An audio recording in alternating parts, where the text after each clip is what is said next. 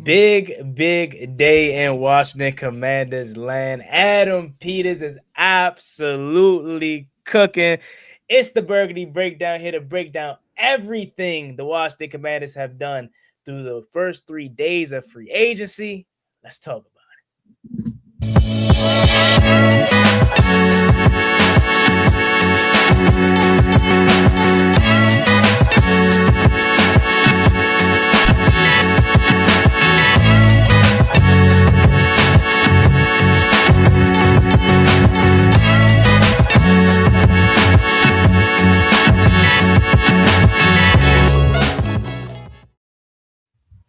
How you know what time it is, ladies and gentlemen? It is a huge day in Commanders land. It's your man Juan Gotti, to my immediate left, John. Up top left, he said he from Maryland today. Is my man Reedie, and then Z. We're collectively the Burgundy Breakdown, fellas. How we doing today? As you know, you can tell I ain't hiding it.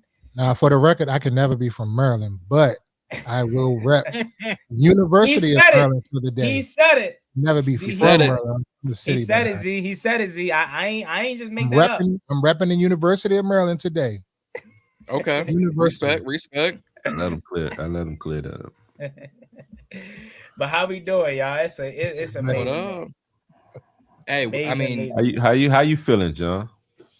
I'm excited. Yeah, we got new pieces, offense, defense. We brought back some special teams. Adam said, if we're gonna bring the money, if we're gonna send the house, then you got to turn a little bit of Shane McMahon. Oh, damn the sound. Pop your shit. Here comes the Come money. on, audio man. Come on. My audio. Not Crash Out Poppy is excited. Hey, money. Hey, guess what? Money don't matter if your money don't talk. And he's spending money, fam. Money on these free agents. Days 1, 2, and 3. Philly, Jaguars, couldn't be us. We spending money out. We got bread for once in our lifetime. We got money. Yeah. But hold on. Speaking about money, shout out Chris Carter 974 super chat. Appreciate you, brother. Yeah, we're winning off the field. Man, this is Bruce Allen winning off the field. Is this a stretch to say this is the greatest offseason I've done seen in my life? Hold your horses, Juan. It's not that. It's not yet. Well, that Dion and all them year was way more exciting. I know it didn't work out, but the excitement. If we're talking on paper, that year, X's and O's. Yeah. That year that we had a 7th pick though too. Like, you know what I'm saying? That's that you gotta add that in there too. We had that, hey, let me look it up. Either way. AB cooking. Come on, man. He started out getting out the gates. He was getting smoked out the gates. But I mean, like it is good to hear that he was in the mix, but to keep hearing that we fell short with these, top targets, it was just getting old. And it was like, damn, like, what the hell are we doing? Like, what is it? Like, is it a narrative about us or what's not working out? And then, boom, we start, making moves. He started cooking. So, I mean, as it says on screen, we have the three top targets. We were already in the mix for each one of them. We had the top offer for Alec Pierce. He said, I'm staying home, becoming the number one after Mike Pittman got traded to Pittsburgh. Hendrickson got signed today after having a 7-team scramble for him. Baltimore came out the victor. And then we had Linderbaum. We were heavily interested. We made an offer. He took $27 million per year in the sit and said he was 60 guaranteed. So, we had names on all of our boards that we wanted, and money was high for these three. Mm-hmm. Yeah, money was high, but definitely was. I can't say I'm all that mad we missed out on them though. Like for the money they got, we took each of those contracts and spread it between 3 different people. If we're gonna be completely honest, like Pierce was 4 for $116. Well, you cut that into 4, so that's half of our free agent list right there. Hendrickson 4 for 112. Linderbaum 3 for 81. That's one of our free agent contracts. We'll talk about him in a second, but as much as it's not the big sexy names, the big top targets, I'm not completely mad we missed out on these three. Yeah, I would say if the only one that I would say where I would be mad that we missed out on was Lindenbaum, but not at that price. I went in. Trey was basically kind of like the number one, free agent I wanted us to sign and thought we still was going to do it. And to hear that we was in the mix, but it came down to, like they said, when Baltimore situation kind of shifted, and he chose to go there. But he was allegedly on the way here. And yeah, the Pierce thing, like first day, you trying to swing and get the best free agent out there, and we missed it. So it was just like I'm not going to worry too much about it. I am still questioning, all right, what the hell we doing, in the wide receiver room, because we end up missing out on Dobbs. Who we were supposedly allegedly in the mix on as well. So the jury's still out, but I like I've been saying, Ayuk is a lock. And at first, all day I've been saying Reek and Ayuk, but I think more recently, realistically, it would be Reek and Diami. Well, Reek went to Philadelphia, my friend. I mean, not Reek. I'm talking about Reek Hill. Reek Hill. Oh, Tyreek. Talking wide receiver. Tyreek. Oh, I'll take Ayuk over Tyreek. I'm talking about both. Why'd you have that visceral reaction when he said something about Ayuk, John? But talk about it. Both. He's going over. Ayuk is a lock, John. I know it's a lock, and I'm just like, I want the keys to get out. I don't want Ayuk here. Why you don't want Ayuk? I don't care that he's Jaden's boy. I don't really care for all that. Look, he has spent damn near 2 years injured. Don't want to be in San Fran. Don't want to play for San Fran. Don't want to talk to his teammates. Don't want to talk to his ownership. Had to forfeit millions of dollars to leave the place and speed doing 105 past Levi Stadium. Maybe he is the reason why they keep getting injured with that damn electrical plant right next to the stadium. You never know. I think there are better fish to fry than someone who hasn't played with Jaden, mind you, in 4 or 5 years, give or take. List the better fish. I'm about to say it would have been. You want snapper? I'll take tilapia and salmon while you're at it. Tilapia is not a real fish. But again, go ahead, keep it moving. Come on, John.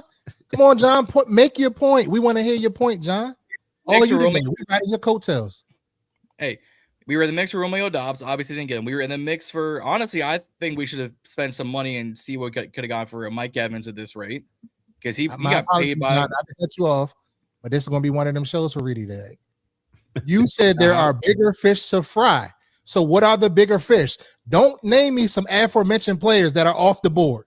Talk about the ones that are on the board. That's what I'm talking. That's what I'm getting to. If I'm bringing in Brandon Ayuk, I'm bringing back Deebo Samuel. If I'm bringing in Brandon Ayuk, I might as well go see what I can get for a Juwan Jennings. If I'm bringing in this man, I might as well go kick the tires on, Van Jefferson at this rate. I go kick the tires bringing in Brandon Cooks. Kick the tires on Marquez Valdez-Scantling. Kick the tires on a Gabriel Davis. Or kick the tires on a Devin Duvernay. I just need other guys. That's a nasty word over Ayuk. I don't care. Oh my God, you just taking him over Ayuk. I'll put wanted wide receiver I'm taking Ayuk. Why? Give a reason. It ain't what you just said. Why? Like, what you think? What you think he? 2 years on the in the reserve list. Okay. Hold on, y'all are now about to kill me for not wanting Ayuk when y'all were glazing. We're telling you who's better. Talent wise, what does Reedie say every year about this time of year? Weapons. Give me weapons. We argued for that last year. Weapons. We didn't get it. We need to make the right move. Ain't no damn weapons. These is third and fourth receivers. Yes. What are you talking about? Yeah. Now, if you talked about some of the people that were previously that went or whatever, okay, it could have been a a kind of an argument made, but not who's on the table now. And then the whole point about, I'm gonna let you finish your point, but the whole point about the 2 years and then not talking to management, not talking to his teammates, we don't know what was happening in the building, why he was disgruntled. Shit happens every day. Like I was just talking to my father-in-law not too long ago, and he was telling me about he got into it with somebody at his job. He had to walk away because he was gonna put his hands on him. So you don't know what's going on in the building. You know what I'm saying? Like shit don't work out sometimes. The grass ain't always green because we think you making millions of dollars. That is, they just supposed to just be quiet and just shut the fuck up. Life don't work that way. So that's my point, my rebuttal to what you're saying. But the players that you mentioned, they're not better than Ayuk. I don't want Ayuk here either. So let me just be clear on that. I'm saying I'm with you on that. I don't want him here. Like a year ago, maybe if we would have traded for him. But if he comes, I wouldn't be necessarily disappointed. But I don't think he's injured like that, like you're reporting on that, because I think that's cap. I don't think he's injured. But go ahead. He might not be injured. I'm just like even if we got it, I'm gonna go here saying, all right, I'm supposed to be excited about this. Like I'd be more excited for Rashad White, and I'm still just like on him. We got him a young weapon, and we'll get to him later. There are phenomenal weapons in the draft. You would have thought this was a full-fledged armory with the amount of weapons in this coming draft. Like I think we could draft one and be immediately better in the third round, be immediately better than what Ayuk is going to give us. Debo had 707 touchdowns with 2 different quarterbacks, 1.5 offensive minds, and about 1.5 offensive lines. And I'd still bring him back over Ayuk. All right. So let me go ahead and chime in on this right here. Because, John, your point isn't wrong. I don't know where Z stands at, but I'm with you and Reedie. I didn't want Brandon Ayuk originally, right? But as I often do, because I love this team and I like listening to people. So they kind of started to persuade me to accepting it. I was big on not wanting them here for them very reasons that you listed. But like Reedie just said, that just kind of changed my mindset as well. We don't know, just because we see that they're $1 million in a $1 million job and career field, shit still happens. They're real people. You don't know what's been going on behind closed doors. Because when Lake Lewis was on the show with Rio Robinson, he said, quote unquote, there's other 49er players that also feel the same way as Brandon Ayuk. So, but I did not want him here originally. I wanted us to go after someone else.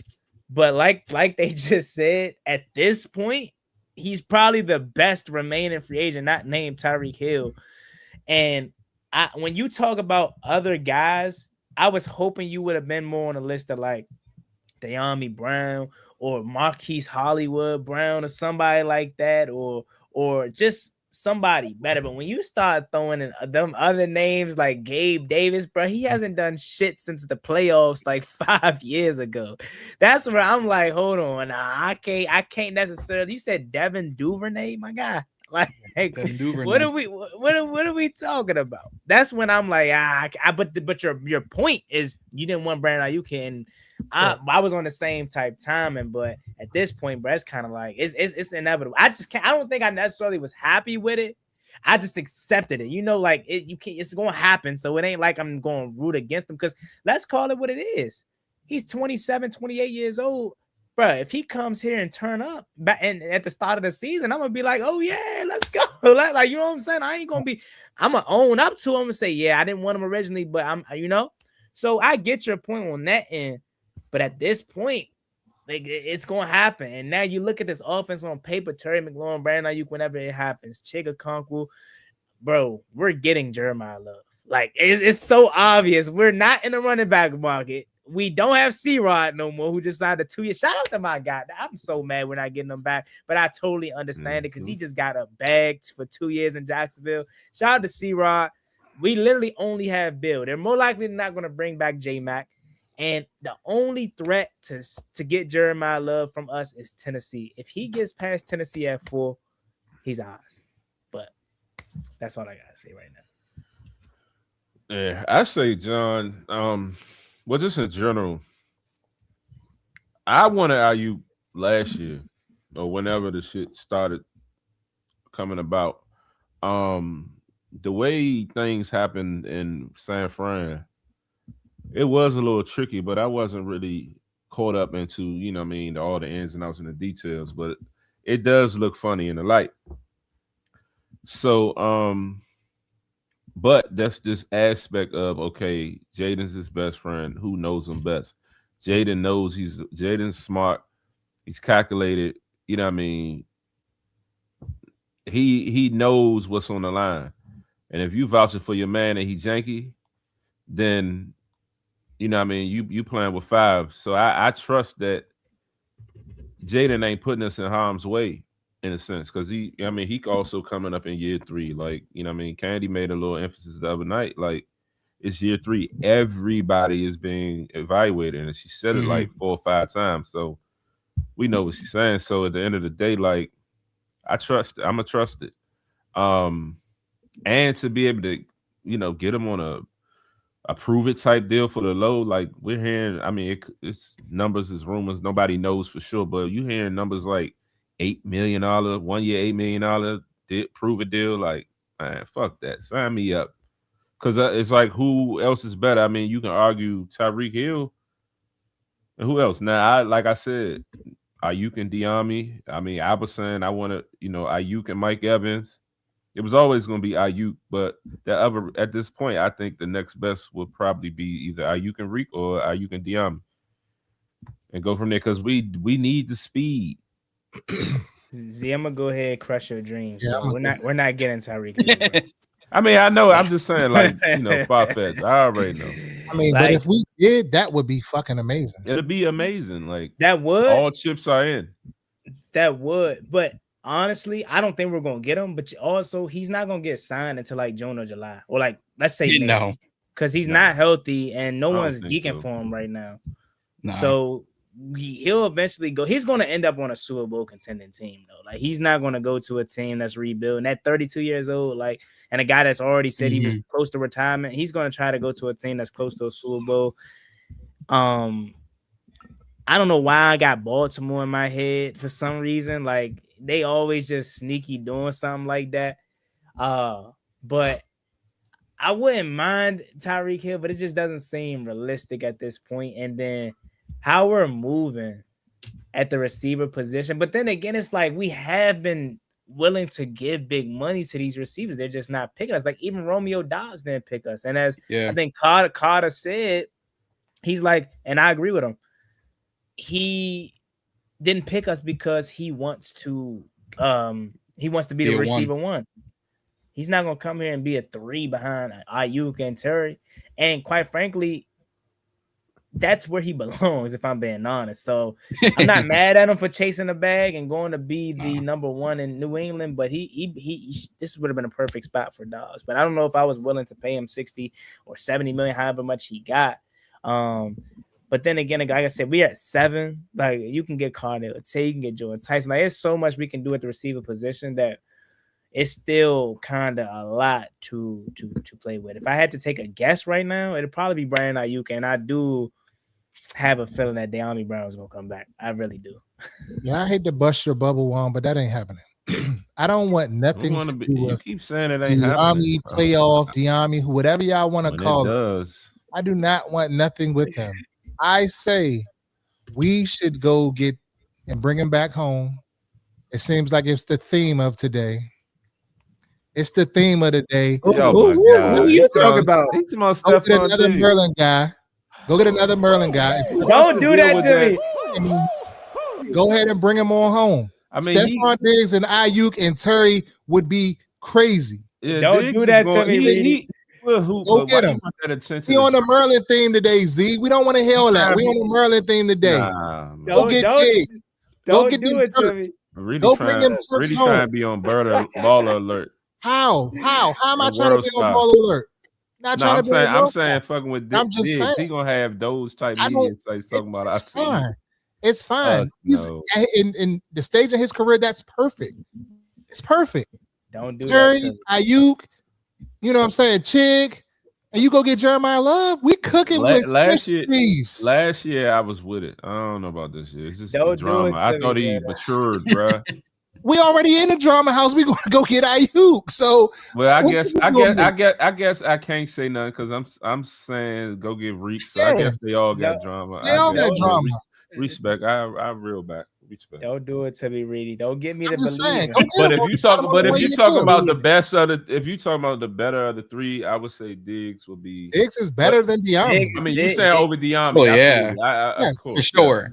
Leaps and bounds. If I'm going to get anybody to be Diggs, I'm with you. Don't get me to believing because that's what I did. You know, I'm dispelling any comments, any myths about going to get somebody in the first round as far as a receiver goes. J Love, come on home, J Love. Reedie been saying this for how many months? Come on home, Love. I ain't about to let you steal the spotlight, Reedie. We all been saying that. No, don't just try to say you.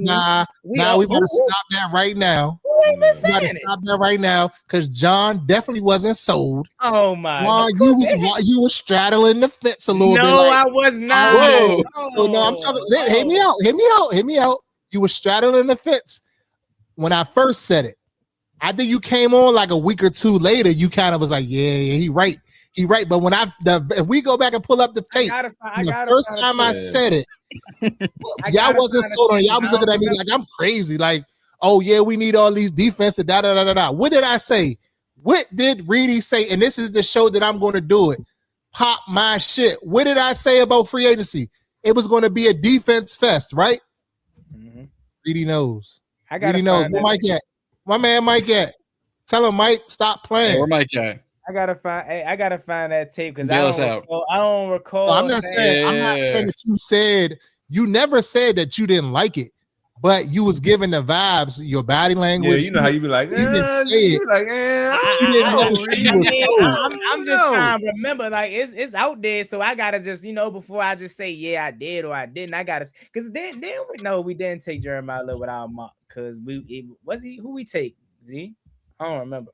Yeah, I think y'all took Jeremiah Love, which y'all took him, but we didn't. What's up, nah, Mo? That was after his statement. The initial statement that I said, probably like 3 weeks after. Yeah. Oh no, I don't know. John still ain't sold. John still ain't sold. So don't come over now, John. Stay over there on that Bailey train that you on. He's not even gonna be there, John. Yeah. Stay on that Bailey train. Stay over there. Don't come over now because the chips fell.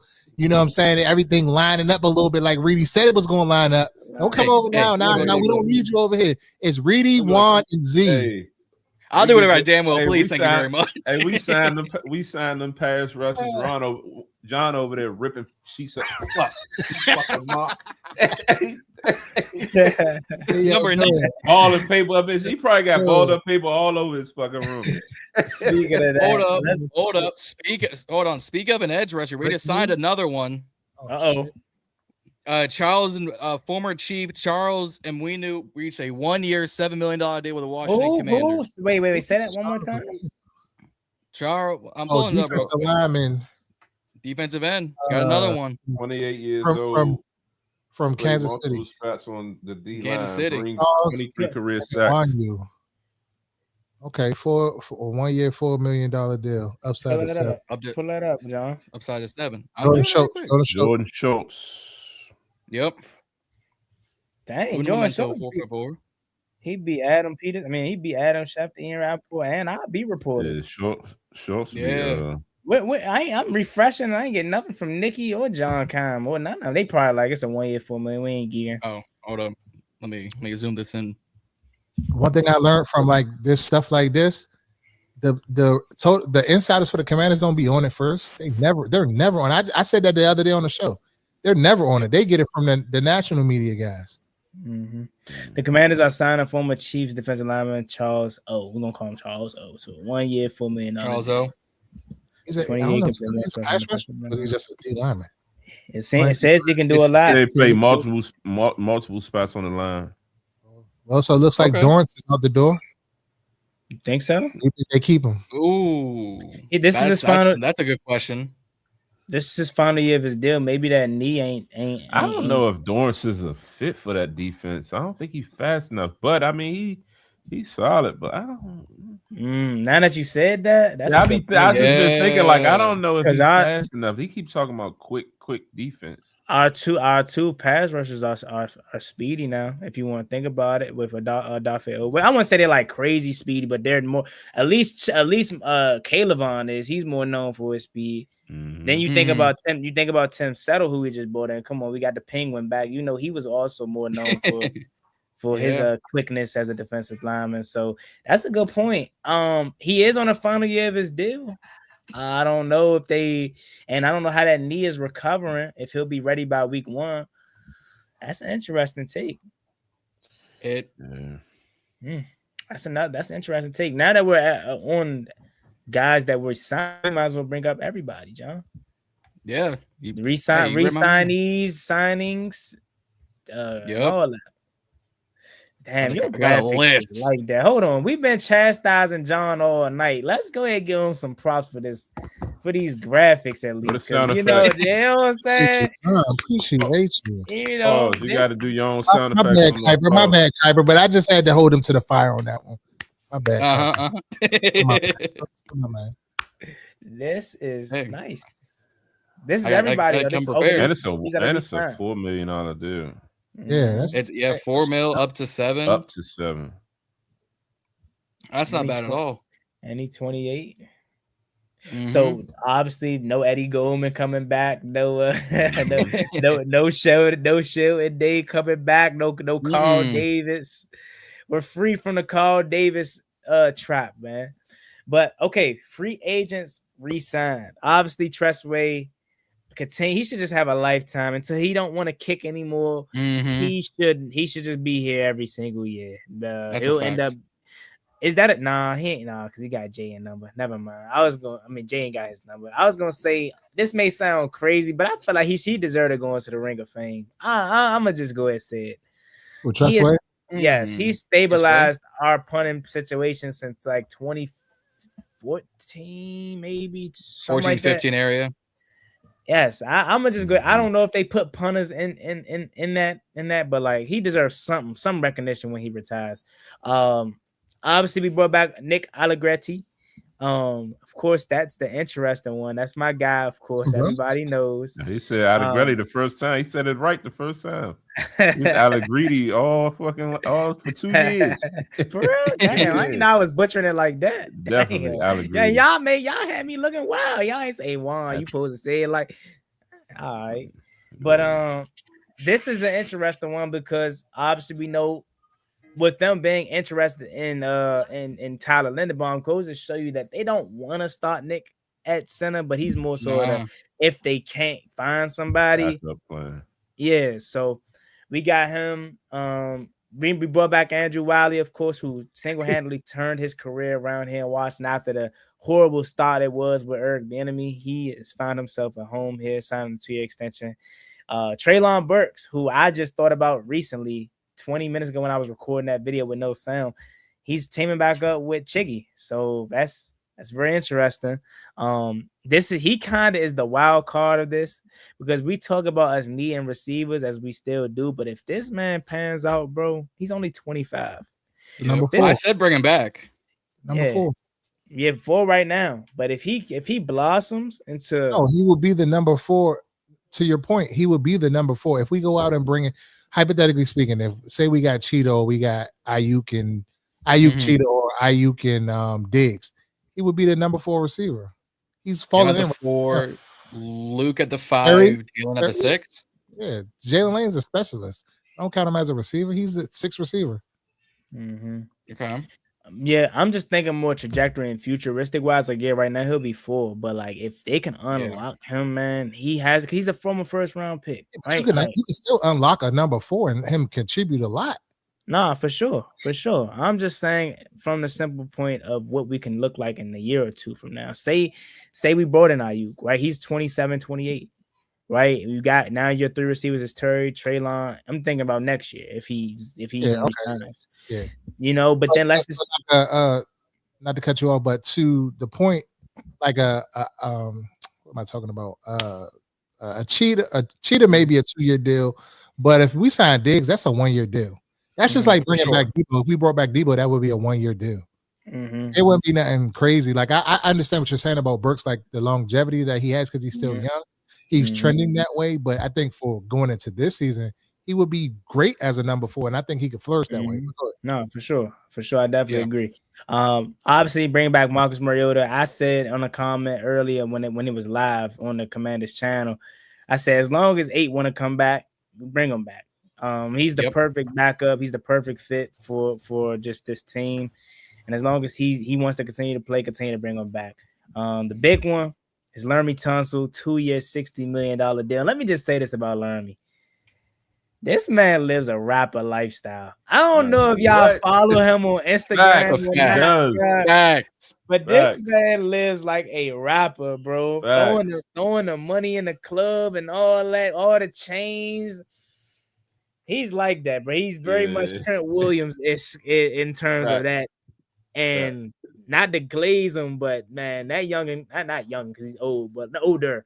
But that dude, for a big dude, he could dress, man. I can't even fake. He definitely got some swag to him. That was a must though. We already knew it, and the props to AP for getting that done early and not having it drag along like last year. And I really think as damaging as last year was from the Terry situation to the 5-12 record, it was kind of needed because I don't ever see us make them same mistakes again. Dietrich Wise, I felt like this was something that we kind of knew was going to happen, even though he only played 2 weeks. He was never really able to show what he was capable of, but I feel like that week 1 game versus the Giants was enough to see like he absolutely can be something. Drake Jackson, defensive end. This is interesting because I definitely think they're bringing him back with at worst to be a camp body. I don't think he's a guarantee to make this roster. But they're going to give him a fair shot, given the fact that they invested into him last year, and he kind of showed some signs of being healthy finally. And this is a young guy to add to this defensive end group, who's all of a sudden young as hell, right? We went from Von Miller and Preston Smith and all that to Caleb Vaughn, who's 26, Odafe, who's 27, and I think Drake Jackson's 25, 26 as well. Shy Tuttle, and also kicker Jake Moody, who has the potential to stabilize the kicking game. So those are all the re-signees. We can go to the signings if y'all don't have anything to add to that. Tunsil got wide receiver, or I swear, bro. He does. He does. Mm-hmm. Who would you say on your list is your favorite re-signing? Oh, for sure, with hands down. I mean, outside of Laramie. Outside of Laramie. Oh, for sure. Y'all know who I'm gonna say. Go get that jersey. Nah, all right, for real. Outside of Mariota too, because you already said it. My bad. No, you already know he's gonna say. He's gonna say his guy. I'm trolling. I ain't gonna say. He better not say no damn Nicky. That's his real name. They call him Nicky. Go ahead. Treylon Burks, without a doubt. For the simple fact of the trajectory of what he can be. If he stays healthy, please, I want to see what he can be. Because again, the age is exactly where we want it to be. He's a former first-round pick. I mean, it seems to me he has the confidence.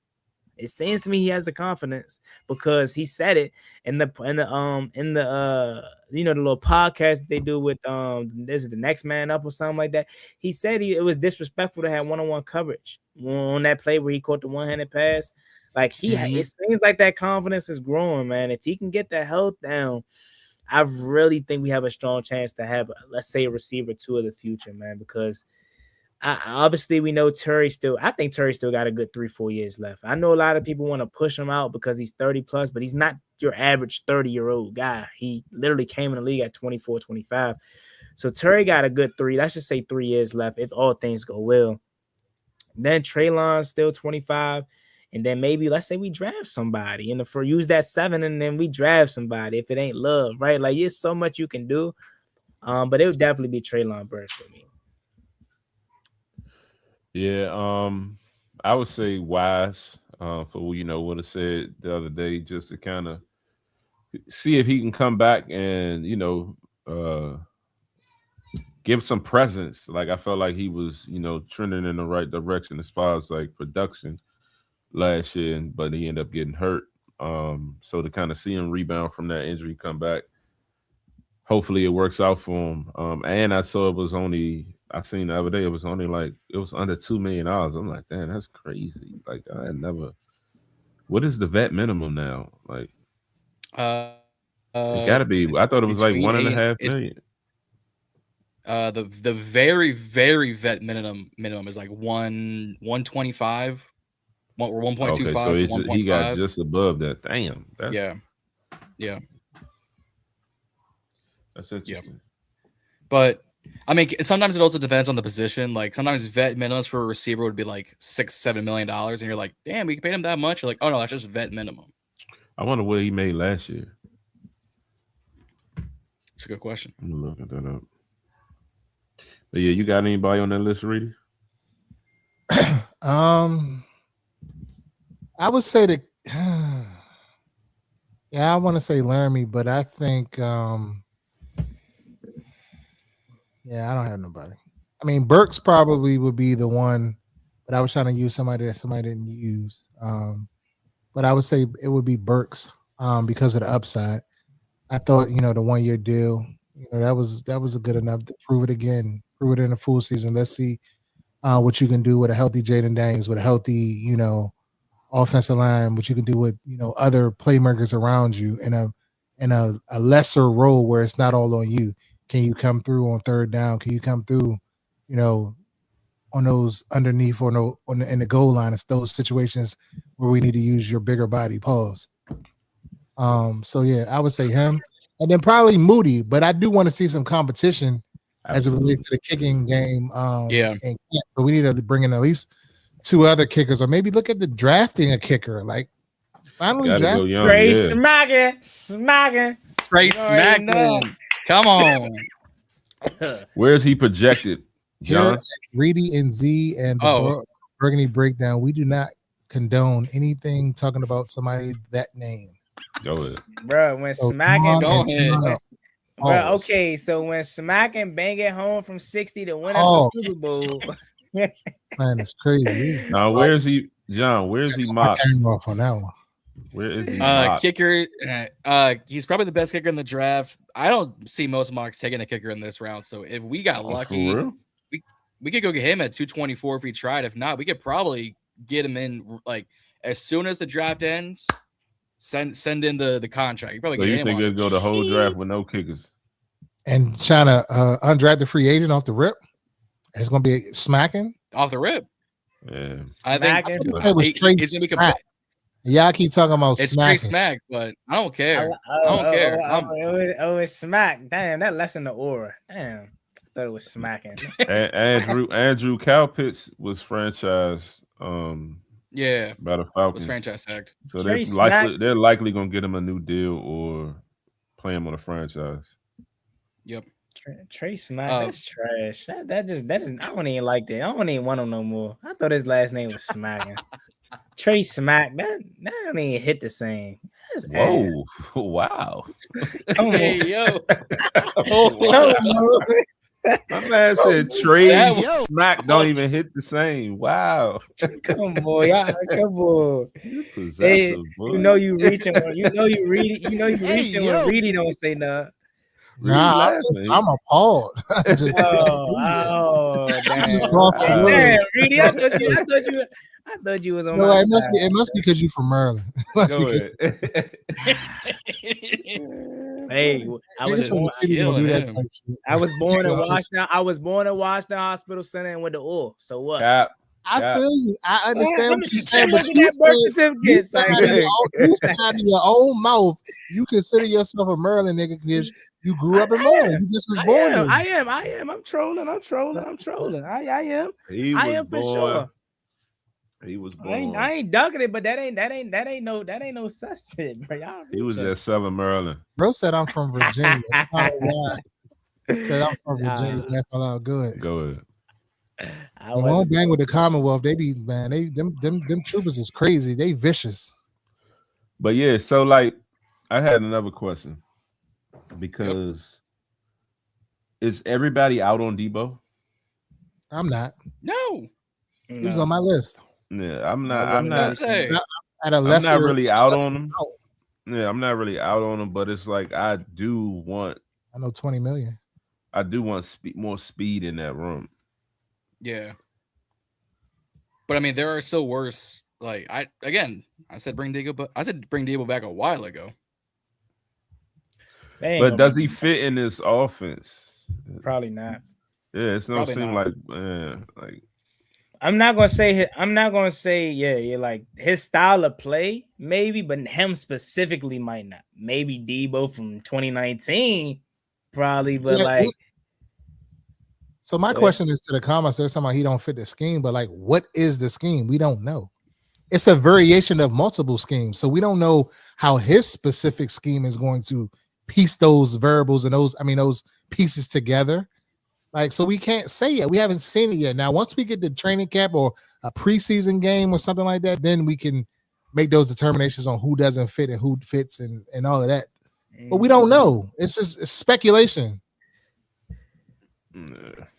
Yeah. I like that right there.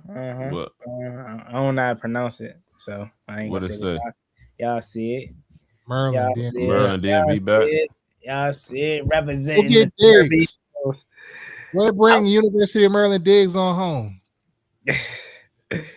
Diggs gonna have the Commanders game looking like fucking BET Awards or some shit with him. As long as he produce on the field, I don't care what he do. Me neither. I want, bro. Stephon Diggs was like my favorite player before we got good players. So I'm always rocking with SD. John, you got good players. You got the graphics for I am updating it as we speak. Oh man, okay, you working? Because hey man, my computer trying to yell at me, and I said shut the fuck up. So let's see, get my shit together. Don't talk to that joint like that, bro. That joint gonna cut off on you, and you're gonna be sick. I mean, I'm sorry that hasn't killed itself by now, but 5 years working, 5 years strong. So I'm getting the graphics pulled up. Okay. So for those who keep saying we signed Charles and win it, I'm working on it. All right. AZ, why Bam on a random Tuesday decide to drop 83 though? 83. And Kobe my favorite player all time, so I'm fake throwing all about it because he done got 40 free throws, so I don't even count it for real.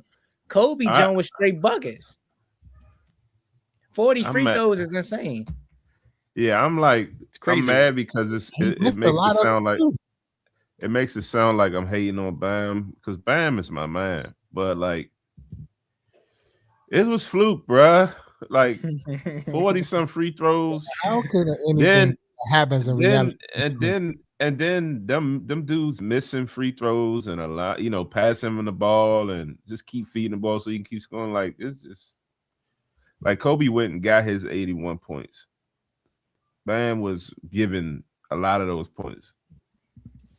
Yeah. Is it Ayuk or Juwan Jennings next? It wouldn't surprise me if it was both. I'm not really on Juwan Jennings. I mean, I don't know. I mean, I want speed. They said that we'd be mad if AP jumped up to get love. I don't think you have to. I said that. What I say? What we say last week, Reedie? When I was like, it might have been a couple weeks ago, but I was saying something along the lines like, if we don't get love at 7, I will really like be upset. But like, I will be able to live with it, but I'll be upset for the moment. It'll take a while to get over it. But like, shit, if we needed to trade up and go get him, I would consider it, especially based on how free agency went. And with us being active and aggressive. Yeah, I mean, I don't see it happening, but I wouldn't. Man. I wouldn't trade up for the simple fact we already don't have a second round. I really wanted that. I really want him too. Like I said it. I really want him, but I don't think it's worth putting us in. We kind of seem like what we had to do this year to kind of get ourselves out of the fucking hell. You know what I'm saying? Like, so now we're kind of okay. We're feeling good about it. We're trending in the right direction or whatever. We cannot go back and do that again. We got to like use the draft as the tool it is and try to get multiple pick. So if anything, use this love tool. If he don't fucking fall to us, then use it as a way to get back and get somebody else. Like I'm with that too. Like I really want him, but if they traded back to 12, 13 and got another pick where we could turn another top 100 pick in, I'm with that too. But I do really want Love. But you know, you can sell me on somebody else, but it also depends on what's this other running back they bring in here.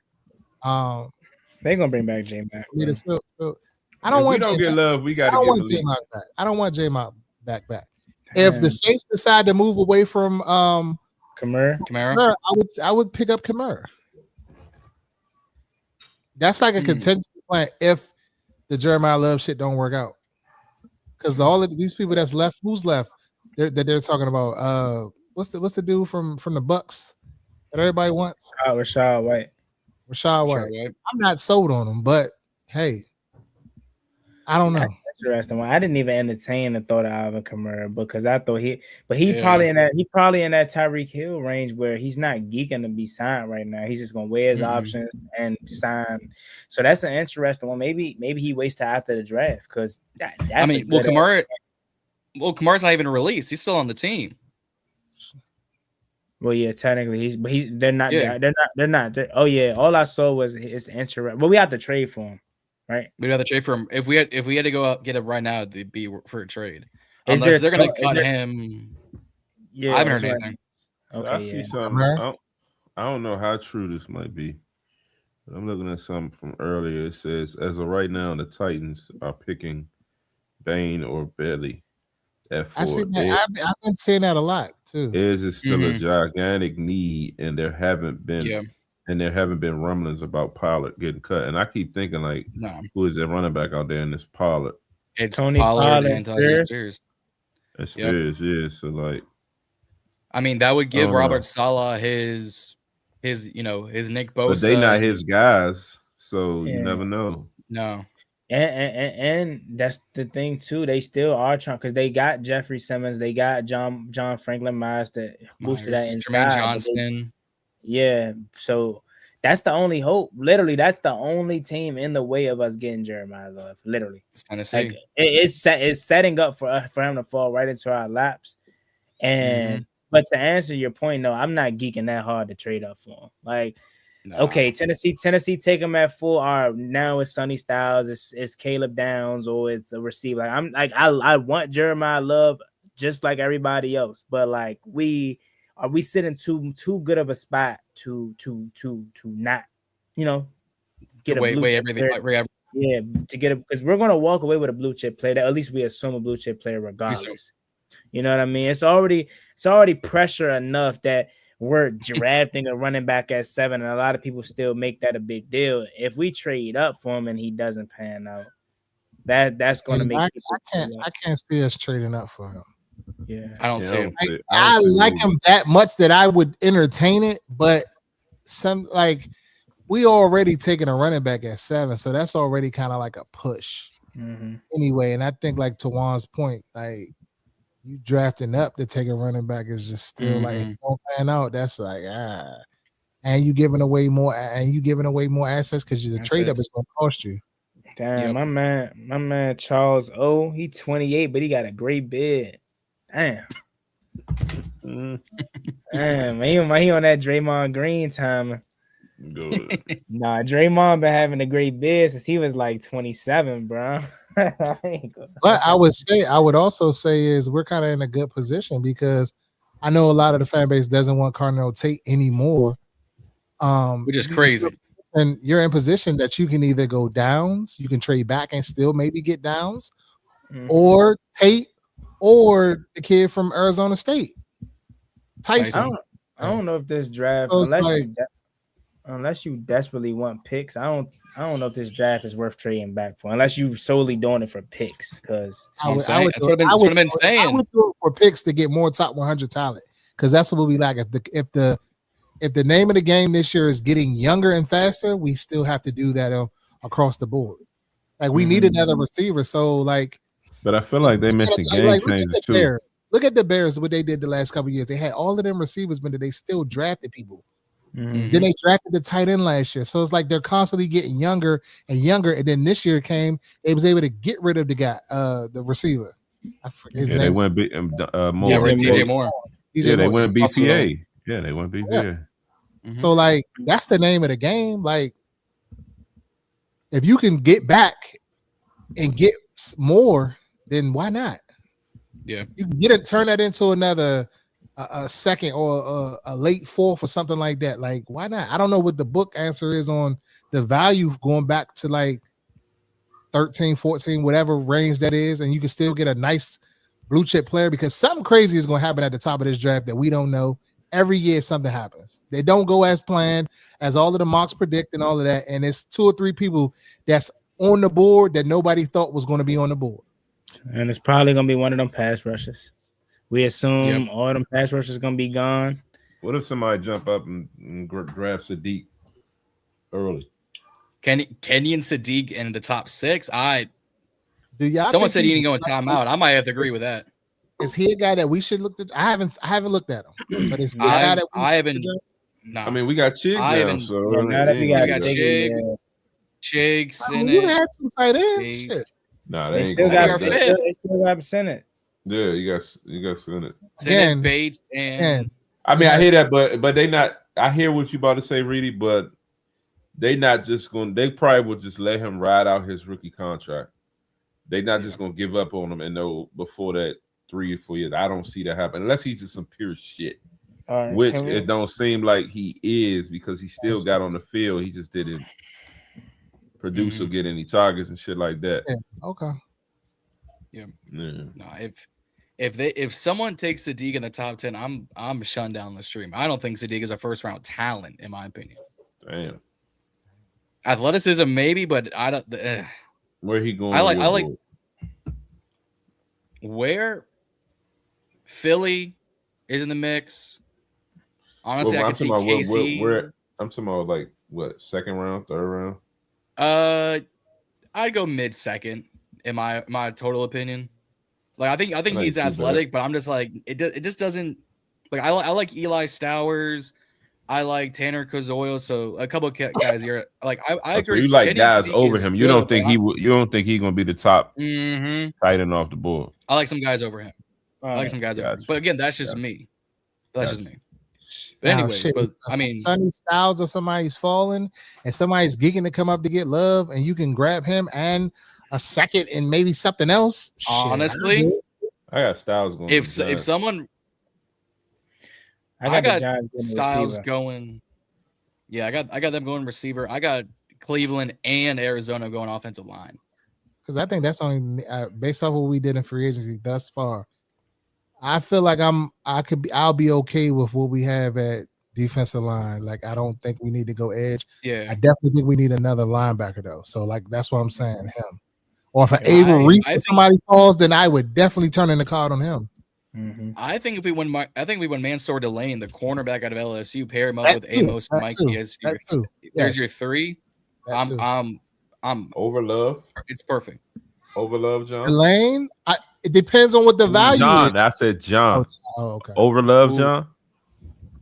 He would go. I think the way it goes right now, Love is the 1, Delane would be the 2, the board fell, no edge rushers. He easing on back home, Reedie.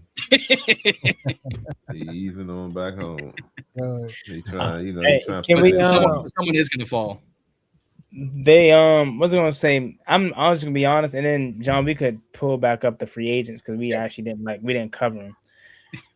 the way that this defense is set up, again, this is we assume it's gonna be some sort of how Brian Flores' defense is ran.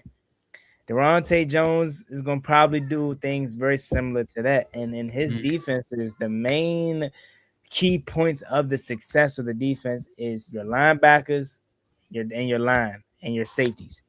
Not saying we shouldn't invest in cornerback because clearly we did, but they don't care to have top tier corners. I'm not saying because we got Amik Robertson that you don't get Master Delane at 7 or trade back and get him. I would be all for it because I would love to have 2 boundary corners that could be potential shutdown corners. However, I don't necessarily see them going that route unless that's the best player available at this point, because Amik Robertson's coming in, forcing turnovers. That's what they want. Mikey Sanders still has forced the most turnovers in 2 years.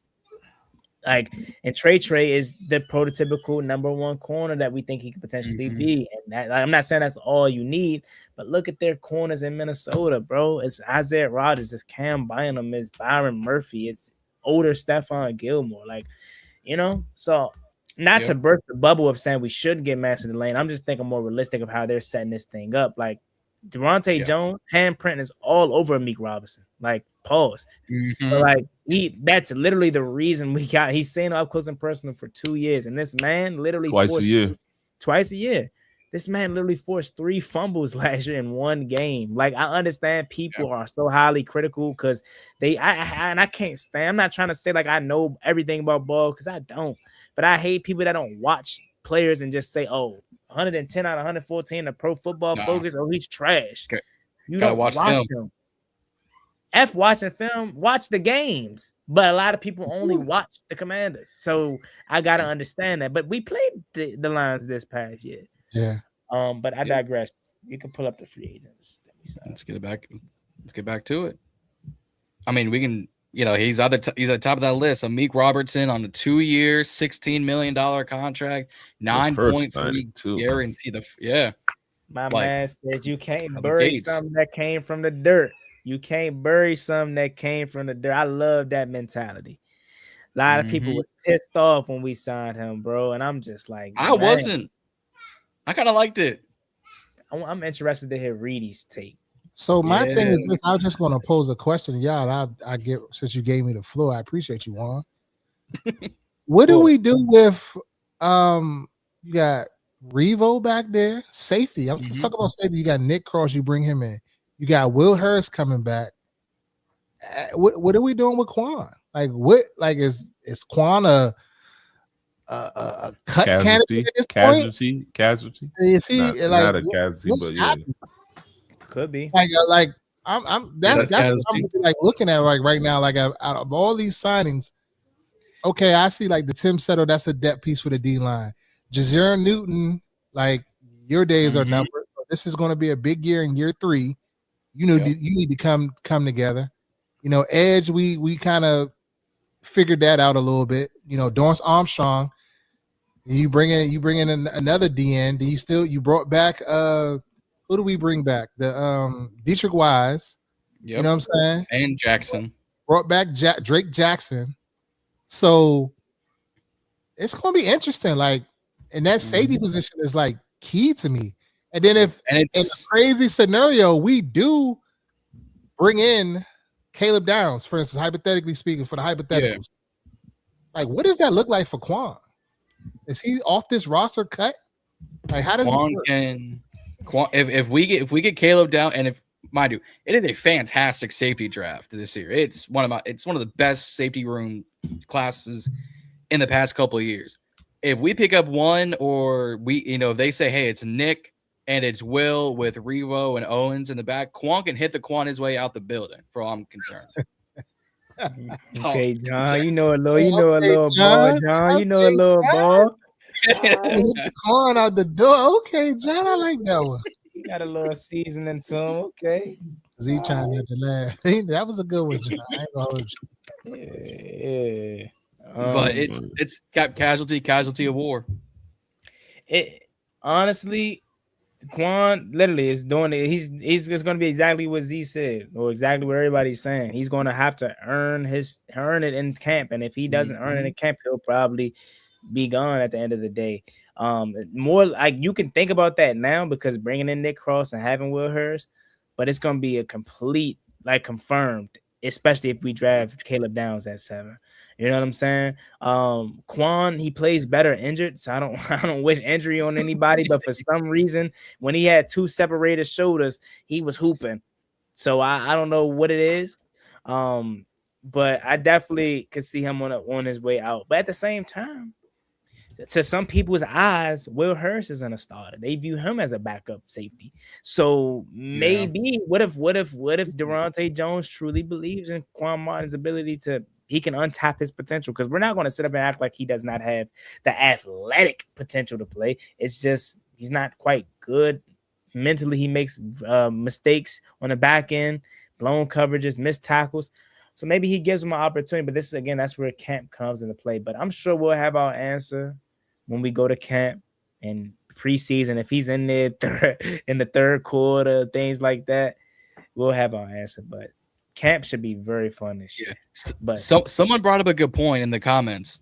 When we drafted Juan, we only listed him as a DB. He played technical corner at Illinois. We drafted him to be more of a safety. Do we slot him back and as a 5 and test that out? Like, I saw something earlier. My bad, not to cut you off. I saw something earlier along that line saying that Durante Jones will likely want to get Quan back to his original spot, nickel. Yeah. And see what he can do there. So, I mean, that's on the table. They could, move him and just see where he fits. But I with the versatility across, they saying he free and strong in the box. We already know, Real Hers. I think last year Real Hers lined up at both. I feel like more strong. But I mean, more strong. But I feel like he might have lined up for you because maybe I'm wrong. He might have floated for a couple of snaps, but mostly that strong. Yeah, but then again, like, what do you do with Tyler Owens? Like Tyler Owens was somebody that Durante Jones mentioned in the interview. So it's like, you got to think about that aspect of it as well. But also too, maybe Percy Butler, strictly strong. I mean, strictly safety. Strictly special teams, or on his way out. No, hell no. Percy Butler is going to be it forever. I was just thinking about Kane Madrano as a guy that's can play linebacker. Has trouble tackling. So put him on the back end. Just let him cover a little bit more. You know what I'm saying? Like they said he was a safety and a linebacker build coming out of college. Yeah. And then I think guys are gonna be talking about linebacker. Like now that y'all bringing up the conversation, I'm thinking Jordan McGee. Maybe we don't need these pieces on linebacker. Maybe it's about to be the youth movement, and we're gonna see what we got. You know what I'm saying? Yep. Might be a shakeup. These guys may come in and ball. You know what I'm saying? We may not need to go draft a linebacker. We may not need to. You know what I'm saying? So we got options all across the board in the first part of the draft. If we stay and we take Love if he's there, or if we trade back, or whatever we do, we got options, because I feel like I'm starting to see this versatility come to the forefront. Yeah. Going back to Tyler Owens just real quick. Remember, and then Andrew said in the chat they called him the most athletic person outside of Tunsil on the team coming out of college. 6'2", he was projected to run a 4.3 40. This man is Tyler Owens. He's got speed. Like I've seen some of the practice, like some of the film on special teams. He flies across the field. I'd be tempted to see what he could do returning the ball. Just to like throw him in camp, see what he can do. Because if he can do something, hey, you guys are somewhere. Special teams, a lot of good players come off special teams now. Let me before we move on to Tim Settle, I just want to say Percy Butler is on a Jeremy Reeves trajectory. He is probably going to be here forever. Because he's special teams, like he is literally Revo Jr. But Tim Settle, 3-year, $24 million deal, worth up to $25.5 million. I was super excited when I saw this. For the nostalgia purposes, I can't lie. He has been playing really well in both Buffalo and Houston, quietly. But that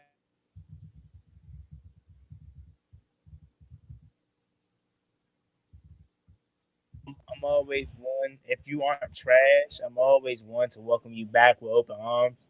And I think he's going to be very, very, very, very good in the depth purposes. I don't know if this says much about how they about Johnny Newton, because they also brought back Shy Tuttle to maybe give him an opportunity to compete for another depth spot. But we're going to speak best case scenario.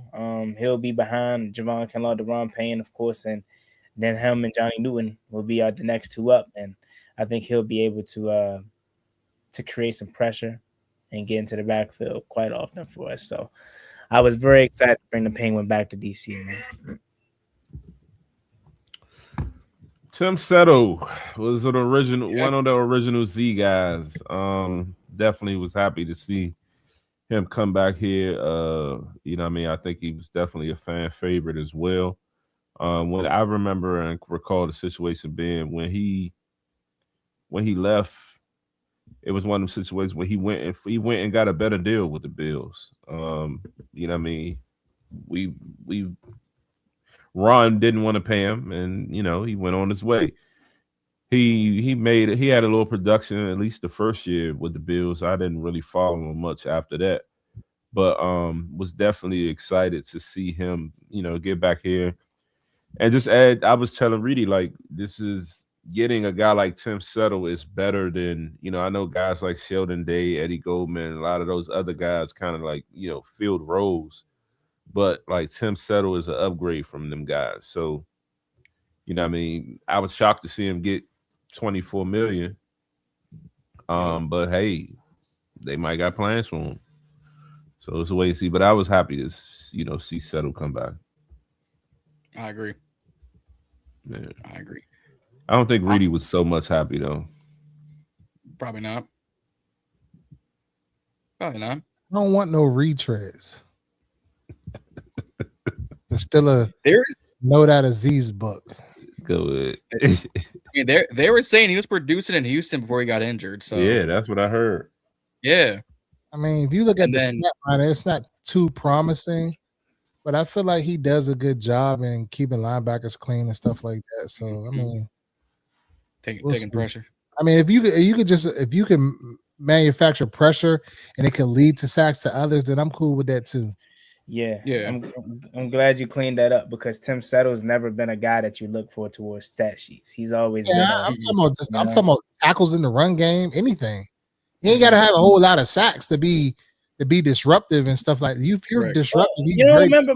You don't remember when? I don't know if y'all had this same. Never was sold on Tim Settle. He had some flash moments, but he never was a reader. Damn, for real. Never was a reader. I know. I used to be on trending. He was trending. That's how he was able to go elsewhere and get a deal. He was okay. He wasn't like he reminds me of Johnny Newton. What he's done thus far. No, he was better. No, he was better than fucking Johnny. That Settle's better. He was better than Johnny Newton by a mile. I mean, look, remember, I don't know if y'all had this same mindset, but it was so good to the point where we used to, like, when Matt Ioannidis and Tim Settle came into the game, it was really no major drop-off. Yeah, man. It was no major drop-off. And we literally, well, at least I kept cool, but he wasn't like, I mean, to me, he wasn't all that. Just to me. I could be wrong, though. Hopefully he changes your mind. Still 28 years old. Mm-hmm. We'll so Caleb on Chaisson. Now they say they trying to make it seem like Reedie got something against him. They're killing you now. He just wasn't. He wasn't a Reedie guy. He definitely. He like, what we get him for? Am I consistency? I don't switch up. I'm consistent. If I say it, I said it. It is what it is. He wasn't a Reedie guy. You ain't about to sell me on him. We'll see. I'm open to it. From the bottom of my heart, you fucking lying. Bro. Hey, bro. Right, so Clavon Chaisson. That's a good contract right there. We got a John guy.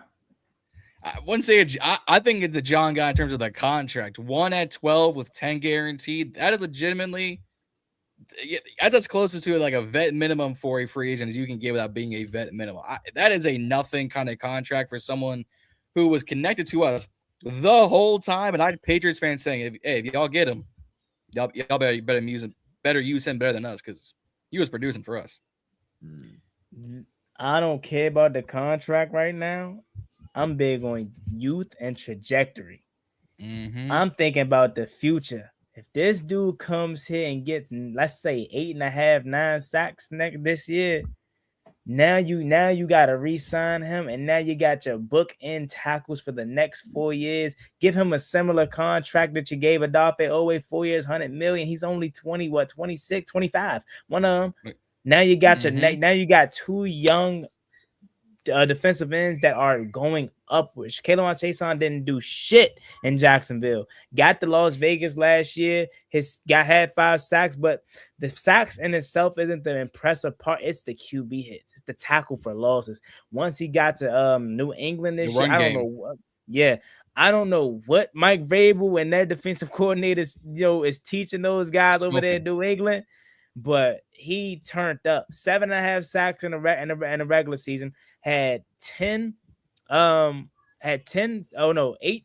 Actually, I'm looking at it. I think it's 18 QB hits, 10 tackles for loss in the regular season, and then in the postseason, especially against the Chargers, he went ham. Had 2 sacks in that game versus the Chargers. Ended up having 3 sacks in the whole postseason run, and had 10 more QB hits and 4 more tackle for losses. When I talk about Adam Peters striking potential gold, this is what I mean. He doesn't pay guys for what they have done, but for what they could potentially turn into. That's why the Javon Kinlaw contract is what it is, because coming off of his time in the Jets, that was technically the best year of his career. So he's looking at, okay, you come here, you clearly on your way up. More even so for K'Lavon Chaisson, because that's 2 years in a row where he's actually have true production. So I love this 1-year deal, because if it doesn't work out, all right, cool, we tried it, boom, go on about your business. If it works out, you sign him to a 4-year deal, and he's what? Let me get the exact age. He's 20. Oh, it doesn't tell me. I'm just gonna say he's 26 years old. Like, this is the perfect situation that we could be in. We went from having Von Miller, Preston Smith, and all them guys to having potential 2 bookend young defensive tackles. Chaisson is 26. He will turn 27 in the end of July. Come on, man. I know Reedie sold on that one. Yeah, I like it. Now he be throwing me off, bro. Is he really this nonchalant in real life, bro? No, you get it. Someday Reedie is wishy-washy. I keep telling y'all he's wishy-washy. Some days you get the talkative Reedie, the excited Reedie. He can't. You get the Reedie and be like, he sold me a dream before we got on live. He's doing all this. I'm thinking he about to come. And then when John was talking about, this is about to be one of them shows. Right? I gave y'all my hits. I gave y'all my Reedie. Y'all want Reedie to create fireworks for everything. I ain't got it. Fireworks for everything. You know what I'm saying? Reedie knows. I think I'm cool with the free agent signings. Like I like everything. I don't have no issues. So for me, as far as Chaisson, I ain't really know a whole lot about him. Definitely heard his name quite a few times. Good deal. We'll figure it out. He's young. He's fast. And he rushed the quarterback. And it was like a lot of times it didn't turn into sacks, but the pressures and the chase down. So I'm excited to see that we get young and we get fast. The objective, complete. Yeah, I think. Oh, good. But no, I was about to say, but I want to hear the Reedie that's going to talk about what he told niggas. Because the next 4 players on this list were all Reedie's wish list. Yeah, it was on my wish list. When it came out, when the first list didn't come out and didn't pan my way, I created my next list. Linebacker Leo Chenal. So dog, absolute dog. Coverage and blitzing. I don't know what they're talking about standing up on the edge. Let him do what he does. Everything he did in Kansas City, let him do it. Nick Cross, the best available safety, versatile. You could put him anywhere. He could play the strong, he could play the free. Chig, I thought he was slightly better than Likely. If you look at the stats and you look at the burst that he has, Likely doesn't do what he does. Like, this nigga took, I seen the highlights earlier today. This nigga took outs to the crib 70 yards. 70 and 80 yards on a fucking out. Nasty. That's nasty. We haven't had this kind of explosion since Jordan Amik Reed. Robertson. I liked him in the NFC in the when we played Detroit the year. I kind of learned him that year. I thought he was I did like him. I didn't say he was trash. I talk to you every day from that day that we played Detroit in the playoffs, and I've never heard you mention Amik Robertson. Yeah, I never mentioned him, but I'm just saying I liked him from afar. What was that cap? Fuck out of here. Hold on. You reaching. You looking for an argument. I ain't got one for you, Bob. You trying to run up the aisles. That's what you want. You want to be controversial with Reedie so the aisles can run up when he clip it up so they can be like, oh yeah, she on this shit. Smart marketing. I ain't taking the bait today. That's not cap. It's a cool signing, feisty. Like he ain't the greatest in coverage or whatever, but I like his aggressiveness. Like I'll take somebody being aggressive and try to get turnovers and stuff like that, and like a true like person that's trying to play hard versus a St. Jew or somebody that's and shit. He got paid, so I guess St. Groupie, 2-year, $10 million from the Packers. I guess we'll see. Chaisson, like I think that's a good signing. Like he's showing upside. Like it's a by committee thing, this year. Like Odafe and who's the other one we brought in? The Chaisson. Yeah, I just think, and then we got Dorrance Armstrong. So it's a by committee thing. That's what that's going to be. Then you still got Frankie Louvu in the mix. You going to blitz Chenal. You got all of these other guys. Mikey maybe we don't know. He may be coming off. He may be coming off cross. So like you can manufacture pressures and stuff like that. And one of the things that Jones said was it don't matter where you start, but where you finish. So that means it's going to be pieces moving around everywhere. So it's like just because he's out there on the edge or somebody in a certain spot, that doesn't mean they're going to be that way. I think he's going to disguise a lot of things. So I'm happy with this free agent signings. Now I think there's some more holes that we got to hit, as it relates to wide receiver and offensive line. We need a guard. But we'll see. We'll see. But I mean, I'm cool on like I said, it's sneaky. It's a nice little sneaky. Like it wasn't, spending big. It was just right. I feel like all of these contracts are reasonable contracts. There's no reaches really out there to me.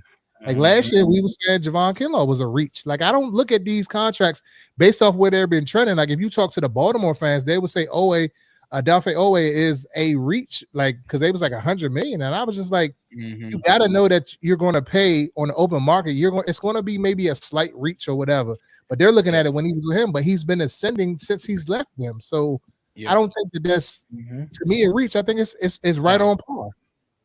And that Odafe Oweh contract, so $60 million guaranteed, that makes it $15 a year. Well, by the time we figure out what his signing bonus is, roster bonus is, what's going to be created in cash, that number goes down from 15 to 10. So called $10 million a year. That's the same money we gave Chaisson guaranteed. Now you got two guys, one for 4 years at 10 a year, with probably a $15, $20 million signing bonus minimum for Oweh to lower the cap hit. Like it's not a bad contract when you break down the numbers.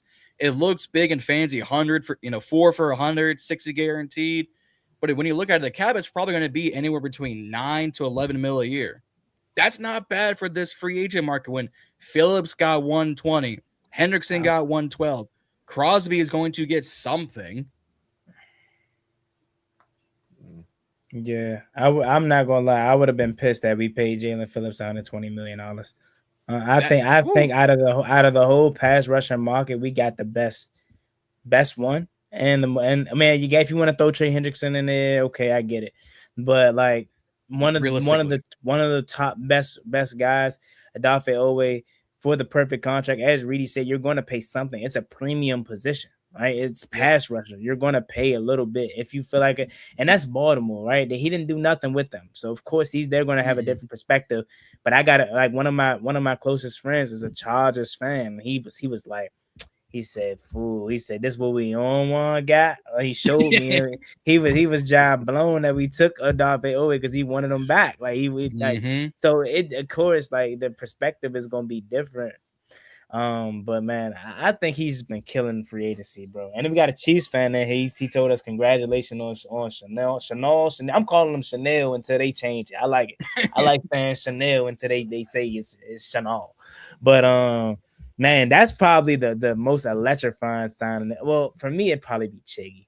It probably be Chiggy just because. But Yeah. like, if we're talking about like perfect, electrifying, bro, he's a 2-time Super Bowl champion. Been playing next to Nick Bolton for since he got into the league. He's 25 years old. Like we have a linebacker of the future, like literally, bro. Yep. And imagine if Jordan McGee can be what we assume he can be. Hey, bro, that position is locked for the future. He said we're saying it right. Okay, cool. Saying it right. And it's kind. No, go ahead, John. My bad. Go ahead. I was gonna say that, and the Chenal contract is a light contract. 3 for 24 3/4, 12 guaranteed. That's $4 million a year we're guaranteed, Leo. That is a rookie contract if you want to think about it. We got him for cheap in my books. Mm-hmm. Yeah, that's facts. But think about it too, and this is why it's kind of good. Like this is why I'm talking about his age and his contract now, because if he balls out when he's ready to get paid at 28, now you're gonna have to pay him some big shit. Now you're gonna have to really pay him. That's why it's like it's a win-win situation, because if he doesn't pan out to the perspective of you want him back, okay, you had a solid 3-year run with him. You didn't really have to pay him no bread. However, if he turns out to be one of the best linebackers in the NFL, I'm talking on that Fred Warner level, you ain't gonna think twice about paying him however much he's gonna want at the time of being 28. And if you pay him in year 3, you can lower the cap hit because you can just put more money on the extension, saying, "Hey, we're giving you a signing bonus now to take the cap off later." If you do it in year 3 of that contract, that now just perpetuates the money for another year to be like, "Oh, we got to take this big old cap and we got to pay Jaden, 5 banks and the Kingdom of Saudi Arabia to keep him in Washington." So let me pose this question, since we kind of went round robin on this. Like, so what's next? What's next in free agency? Like, what do we do next? Before you say that, real quick, I wanted to address this comment. Somebody said Cleveland could make Louvu a free agent next year. How you feel about that, Gotti? He's already a free agent. He's gonna be a free agent regardless next year. So I mean, basically, let him walk in a sense. Then I don't think Caleb would. It'd probably be Leo Chenal, if anything. I mean, unless they plan on using Louvu more as a pass rush. But I'm gonna be real with you. I think Louvu is about to have a monster year. Like I really think that too. Like 24 Louvu is about to be back when he's playing free. Like again, I don't have no evidence to support my claim or whatever. But my theory is that he was so good in 24 that they said, okay, he probably can handle being more on his plate, thinking more, expecting more out of him, as they should. And also the scheme probably just wasn't a good fit for him. But I think he's about to be utilized. Don't have to think. You're free. Just go out there and just be loose, play fast, and just be physical and do your thing. I think he's about to turn up. So if anything, it would probably be, and I'm not even gonna say it's gonna be Chenal. It's probably gonna be Jordan McGee. If Jordan McGee is turns up and he's absolutely what we think he can be, as we've been hyping him up for the past seems like forever now, that's probably gonna be the guy that's gonna push Louvu out, because now it's like, all right, Louvu, you ain't old, but we kind of don't need you. So, and you are 29 at that point, so it's kind of getting up there. We can, and then we still got Kane Madrano. Like, so I hope that works. Huh? I was gonna say, I hope that works. I do too. I don't want Oos to go, but I really don't want him to go. But I understand the business part of it. No, I'm talking about not the Oos part. I'm talking about the McGee part. Oh yeah, for sure. We've been hyping him up way too long. It has to work. And we've seen flashes last year, but it's just about having the coaches put them on the field. So, but the last two, we don't have to talk about the Chiefs one because we kind of did. But Nick Cross, somebody brought up Nick Cross too and said the same thing I was saying about Caleb or Leo Chenal rather, is the same thing about Nick Cross. Nick Cross is 24 years old. Yep. And he never, when I mean never, or should I say rarely, came off the field in Indianapolis. Like, this man played damn near every snap for the Colts when his tenure in there, and he was pretty solid, man. He fantastic in the run game. So you think about that in the aspect of shit, man. You draft Caleb Downs. By the time it's time to pay Nick Cross, he only gonna be 26. If he is obviously still, if he does turn out to be damn good. And I'm not saying that he's anything like Cam Curl, but I just got a gut feeling that Adam Peters slightly regrets not extending Cam Curl. Cam Curl just got him. Huh? That wasn't on him. He was gone. No. Yeah, that his contract expired that year. Their first year in, they were in place and they chose not to sign him. Yeah, that was on him. Okay. They went Jeremy Chin. Mm-hmm.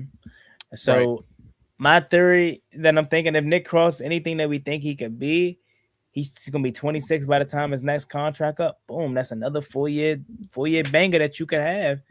And then, like I said, if we bring in Caleb Downs next to him, now you got your 2 linebackers set for the future. You got your 2 safeties set for the future. Hopefully Trey pans out. Now you probably gonna need another corner because I don't think Amik Robertson will probably be back after these 2 years. Not that he's bad, but what is he? 28, maybe 29, something around there. Give or take. It's a lot that you could do, and I think Adam Peters is setting these contracts up like perfectly. Oh, for sure. It's very strategic good. Yep. And then I mean, someone said it before, like Cross runs, coming out of the combine a 4.34 and is going to lay in a hit. We kept talking about, we ain't really got a safety that can lay the boom, and you got a safety that's going to force turnovers. Shit, Nick Cross about to find out what happens in the DMV. Better go just rock someone on the sidelines. I need to see it. So, all right. I mean, we did it for the re-signs. Who was the top signing so far of these 8 free agents we brought to the team? And then is that the show? I mean, we could probably talk. No. We're talking about what's next. Yep. Talk about what's next. Okay. What's next? And we could do. What we're gonna do the stadium next week. Stadium thing. That can be on the closeout. Yep. Top signing for these 8, man, is for me. It's a no-brainer. It's Leo and it's Chiggy. Like Terry McLaurin. I agree. Like I hate to show my age, but again, I've seen nothing but trash in my lifetime. So forgive me. Terry McLaurin is the best Redskin player I've seen in my lifetime. That probably sucks to say. Yes. Jordan Reed was like my favorite. Like I thought this man was better than Travis Kelce on a trajectory wise. I say that to say Chig Okunkwo is the first thing we've seen since Jordan Reed in forever here in Washington. One thing, Juan, you've been siding with Chig all season. Juan, give you that. Hey, when I was saying Pitts and Likely and Joku, I want Chig. I'm like, And Tennessee, Juan knows apparently. I was getting called Juan Schefter yesterday, but hey, I ain't going, And we got this new tight end coach. They said that's really good. Santana was better than Terry. Yeah, he is. He helped Trey McBride turn into who Trey McBride was, and he he was in for Austin Hooper's Pro Bowl year. He was there. Who was better than Terry? Who else he said? I said Garcon. Garcon was better than Terry. No, I can't be mad at that. That's not like a hell no, you tripping because Garcon and Deshaun Jackson. That's why I'm like, it's a tough one. That's OC. I vividly remember them days. So it's not like hell no, but it's like Terry homegrown. So I'm kind of biased to go with him. But I ain't mad at you for saying that. But of course Santana Moss is better than Terry. And I watched Santana Moss, but I ain't like Zio Reedie that watched him in his prime, right? I caught the tail end of Santana, so and he still was producing. But y'all gotta realize I've seen Terry from day one turn into who he is today. So I got a different level of love and dare I say attachment for a really good receiver. But Pierre Garcon being better than Terry, that's an interesting. Yeah, like I had to Google it. I mean, I know it's just Google, and your opinion is opinion, but it says ultimately Garcon set the standard for toughness in Washington in 2010s. McLaurin has surpassed him as a more complete and productive wide receiver in franchise history. Yeah, I mean, of course, because I know what he was for us, but I still remember Garcon for the Colts. Yeah, Garcon was here, what, 3 years? 3-4 years or something like that? It was like 4 years. To me, he's always gonna be. I always gonna know him for the Colts. I don't know. That's just me though. Like, he just screams. But Colts. he was one of them players we signed as he was ascending. So I kind of like, just to kind of reel it back to what we doing now. We signing a bunch of players that are ascending. Like they've been talking about, like leading up to free agency, different beat reporters and that, pods or tweets or whatever, saying like, just kind of reiterating what AP was saying, like about getting young and faster, but also the reporters was also talking about, like, I saw something along the lines of like getting guys that are coming off rookie deals that are ascending. So, if they pan out and work out great, you got you a premier player and young top talent for a few years versus, filling it in with all these other veterans or these 1-year deals. Like, sign these multi-year deals, you're going to get more quality players. And it seems like that's the strategy they're going with. So, yeah, because if you look at it, Settle got a multi-year deal. Chig, Oweh, Leo, Nick, like only, 2 people got 1-year deals? I mean, it's going to be a lot more later, but as they fill out the roster and like the top talent that they got, these dudes are gonna be here 2-3 years. Damn, I remember us signing Garcon, but now when you say ascending, it say we got his first year with us he was 26. Damn, I don't know why I thought he was coming off his rookie contract. I don't know why I thought he was older than that. Never mind then. I guess he is more known. Players was coming out later. I mean, players were older back then. That's true, man. So I guess I'm wrong for saying he's more known as a Colt than he probably is a commander. It's about the same. He's been about the equal enough time. I'm talking body of work. I mean, I'm not even considering. I'm not just saying just as a risk, and I'm saying just a receiver in general. Like Terry's cool, but Terry hasn't clicked. Terry might got better numbers. Yeah, okay, but he hasn't clicked into that next level of like domination of dog. Like you knew if you went to Garcon on that slant, he was probably going to house that motherfucker. Or he was going to score. Yeah, same with Terry. What the fuck? But hold on, no. Hell no. He was tough, Reedie. Like he was tough. He was gritty, and he fought for his shit. He got that shit out the mud. I give you that. But to say like he was like, oh, we got to worry about Garcon, their number one receiver. Like, nah, he wasn't no true number one. And he was like a 1B. And what life are y'all living in that we have to worry about Terry? Yo, what? What teams do Terry? Hey, what? Like, be realistic now. What teams do Terry? Y'all glazing like shit. Nah, you're burnt. What? I'm not saying that. I'm not saying that he's trash or he's not this or he's not that. But I'm just saying, like, he doesn't do that he doesn't do a Jamar Chase for me. He doesn't do a CeeDee Lamb for me. Like when you're like, okay, but you're saying those, but the Garcon didn't do that either. I'm talking about Garcon back then. You had him and Santana Moss, right? His body of work to me was much better. Garcon wasn't Jefferson or all these other guys. I'm not saying he was. I'm not saying he was. How you holding that against Terry? I'm just saying I'm not holding it against Terry, but I'm just saying my opinion is he's slightly better. Cap. Now, Terry, and I ain't fishing on this argument. Okay. That's cap. Okay. That's how you view it. I know what I see. I know what my eyes tell me. But Terry ain't damn sure ain't put no fear in nobody's fucking eyes around the league.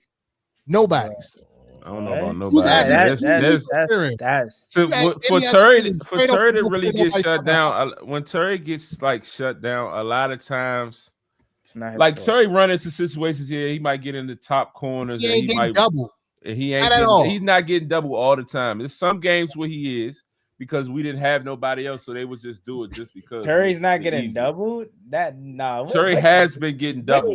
I ain't gonna lie. But for the most part, he's not like an all game thing. You know, Terry's not.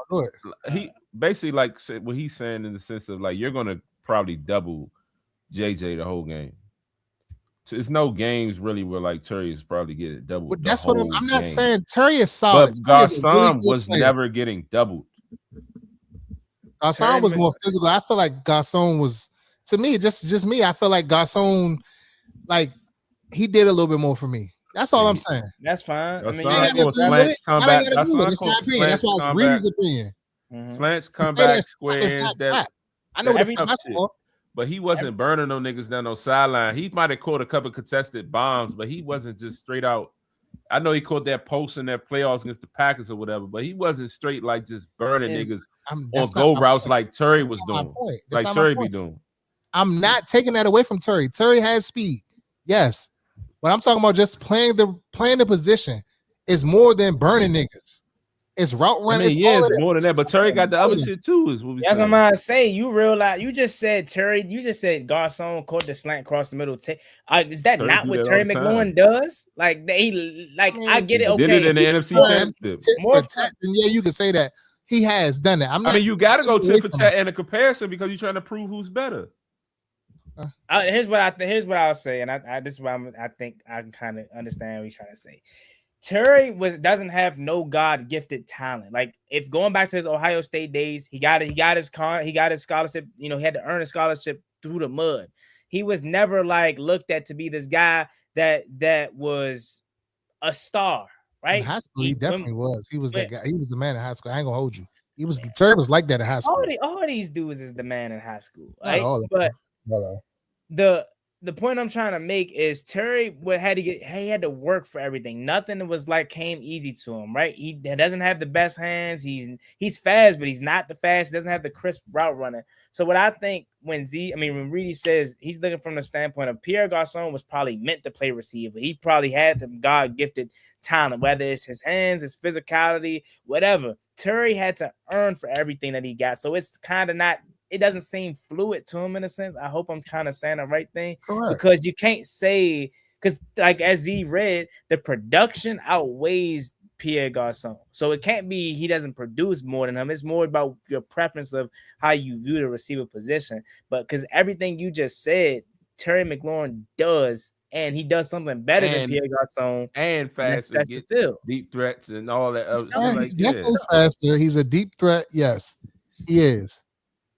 But and he blocks. He blocks just like Pierre Garcon. Correct. But just me watching the football games, it's just like Garcon had an it factor that Terry just doesn't get. He just got that dog. He got a natural it factor. No. Garcon has that angry natural dog factor that Reedie likes and rocks with. Versus where it's like you may look at Terry maybe like a timid guy that can turn up when somebody. No, I'm saying like let's do the description. I get not you. timid, but more like a more. You gotta build Terry up to get to that dog. With like Garcon's dog stepping on the field. Yeah, I get it. Okay, I only said what like that because I'm like, did we not? But don't get it. Like everybody about to run with this. I'm not saying Terry is a man. Flip this up. Terry is the man. I said it. Terry is the man. Like. But I'm just saying, like, if I had to look at them two players, I would just be like, shit, Garcon was like that, just that excitement that he gave us fans back then. I'm just saying, like, it did it for me. I mean, like, but Terry he also had help on the other side. It's like every now and then, it's like when you think Terry is just like taking that next step to here, then he comes back down here. Then he like it's too teeter-tottery with him. That playoff year though, he shocked the shit out of us. He did. I'm not taking none of that away from him. Terry played alongside a Hall of Famer and looked exactly the same with Washington. Who the hell Terry played alongside with as a Hall of Famer? You mean you got to be talking about Pierre Garcon? Garcon. It say Garcon played next to. It say Garcon. It say Garcon when he was with the Colts. Yeah, Deshaun Jackson. Where he must have rewrote it. And Reggie Wayne. No, he must have rewrote it because he wrote it twice. He got one up here to say Terry, but I don't even know. I was about to say I was about to say Terry has not had the. Oh, that's what I was about to say. Until I see a highlight of Pierre Garcon, I'm talking. And of course, Jay Daniels has a factor in this play as well. But until I see a play, Garcon had RG3, so you can kind of. Yeah. Almost. Yeah. Almost. Well, now if you want to go like that, then yeah. This is the thing with me. This is going to be the telltale year. Terry should be way better than what he is with Jaden Daniels. Engagement. And he was cool, but like, is he at the cool. top of this? Bro, like he's barely still getting 1,000 yards. What are we talking about? I mean, we ain't about to say that, bro. He was OC. I mean, you might be talking about the regular season. What did he end up getting? What in 24? 1,300 yards, shit like that. Yeah, he had in 24. He had 13 touchdowns. And he had almost 1,100 yards. So not his almost 1,100 yards, 13 touchdowns. Okay, cool. I hear what Reedie's saying because yes, there were different games, but also I feel like he wasn't schemed. Where like a lot of these other guys that perform. Talking about that, we can't. That's what you can't. And make the argument about the coach.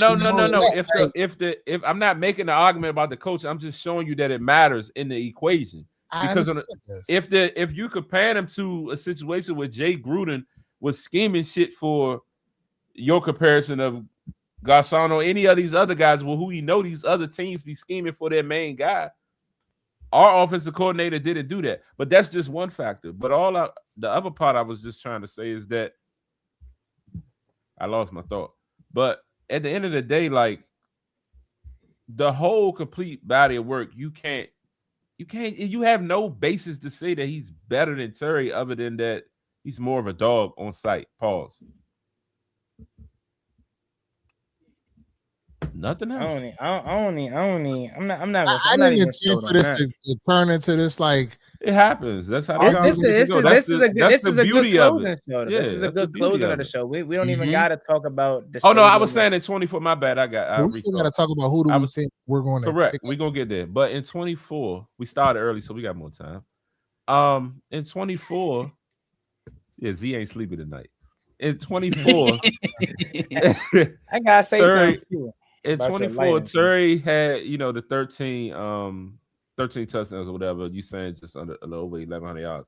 But what we saw in the playoffs and how he elevated against the Bucks, against the Lions, he even against the Eagles, he fought. He scored that. He caught that slant and took it to the house.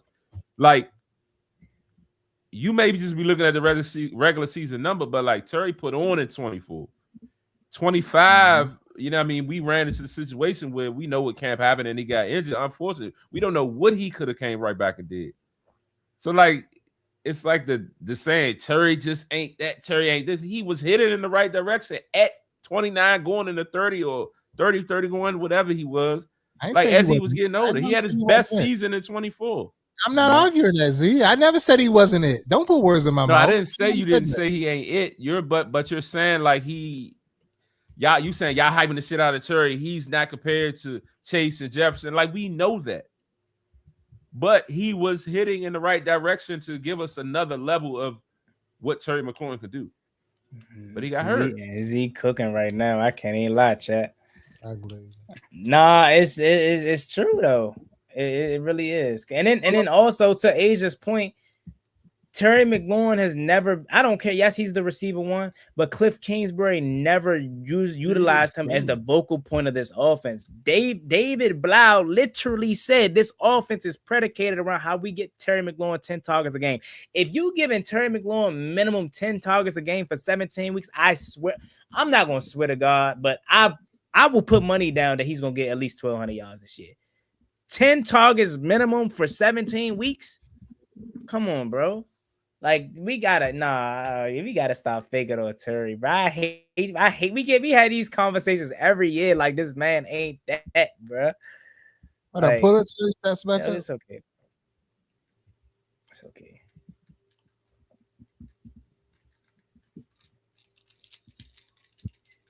Terry stats. Do y'all want Pierre Garcon stats? We already seen him, but you can bring him. He got almost 40 more games than him, so it ain't gonna look. I mean, it's still better than Terry's stats, but it's comparable. It's comparable. I mean, Garcon was getting he got 100 catches like once or twice, right? He went 4 straight years with 100 plus. Yeah. Bro, he had Jay Gruden. They was throwing the ball like shit. Jay Gruden got rid of Alfred Morris and was just throwing the ball. Look, it said right here, bro. Garcon has a season where he got targeted 181 times. I swear to God, if Terry McLaurin had 181 targets, like, jeez, bro, what are we talking about? 181 targets. He had 113 receptions in 20. Terry McLaurin had 117 targets in 24. In 23, he had 132 targets. He has not came close. It's over 100 targets, but 181. And what year was that? Let me look at that right quick, because was that the year? Because was Garcon, was he ever the one, or was it always maybe when we got Deshaun Jackson, maybe he was considered the one? But I felt like we was more excited about D-Jax than him. But obviously Santana was probably still the one in his earliest. Then when we got D-Jax, maybe he was considered the one. So maybe this 2013 year, he had 181 targets. Would you say he was the one that year, or was that still Santana? I'm trying to remember. But he had that was the year he had 1,300. In 2013, that's when he had 1,300. I could pull up the roster right here though. 2013. Pull up the roster, John. I know. 2013. Oh, you about to put that? No, I was just looking up for myself. I know John computer kind of better, even though he say it's trash, but my junk. Which year? 2013, 2014? 2013. If I can remember correctly, I'm just gonna take a guess. Is it Josh Morgan and Amik Robertson and that was 2012, 2013. I remember. Yeah, Garcon was definitely a number one with feet. Leonard Hankerson. Damn, I forgot about my man Leonard Hankerson. Hankerson was on that team. So yeah, that's as he was fizzling out. Oh no, but he was still young. But he only had 30 catches. Damn. So a point is, all right, if you get turned, I don't know if in this Hankerson and Garcon, come on, man. You get Terry McLaurin 181 targets, bro. Oh my God, he giving you 1,300. That's all I'm gonna say. Yeah, Garcon got a lot of hitches, slants, curls, comebacks. He ran a few flies, but he had a lot of like intermediate routes.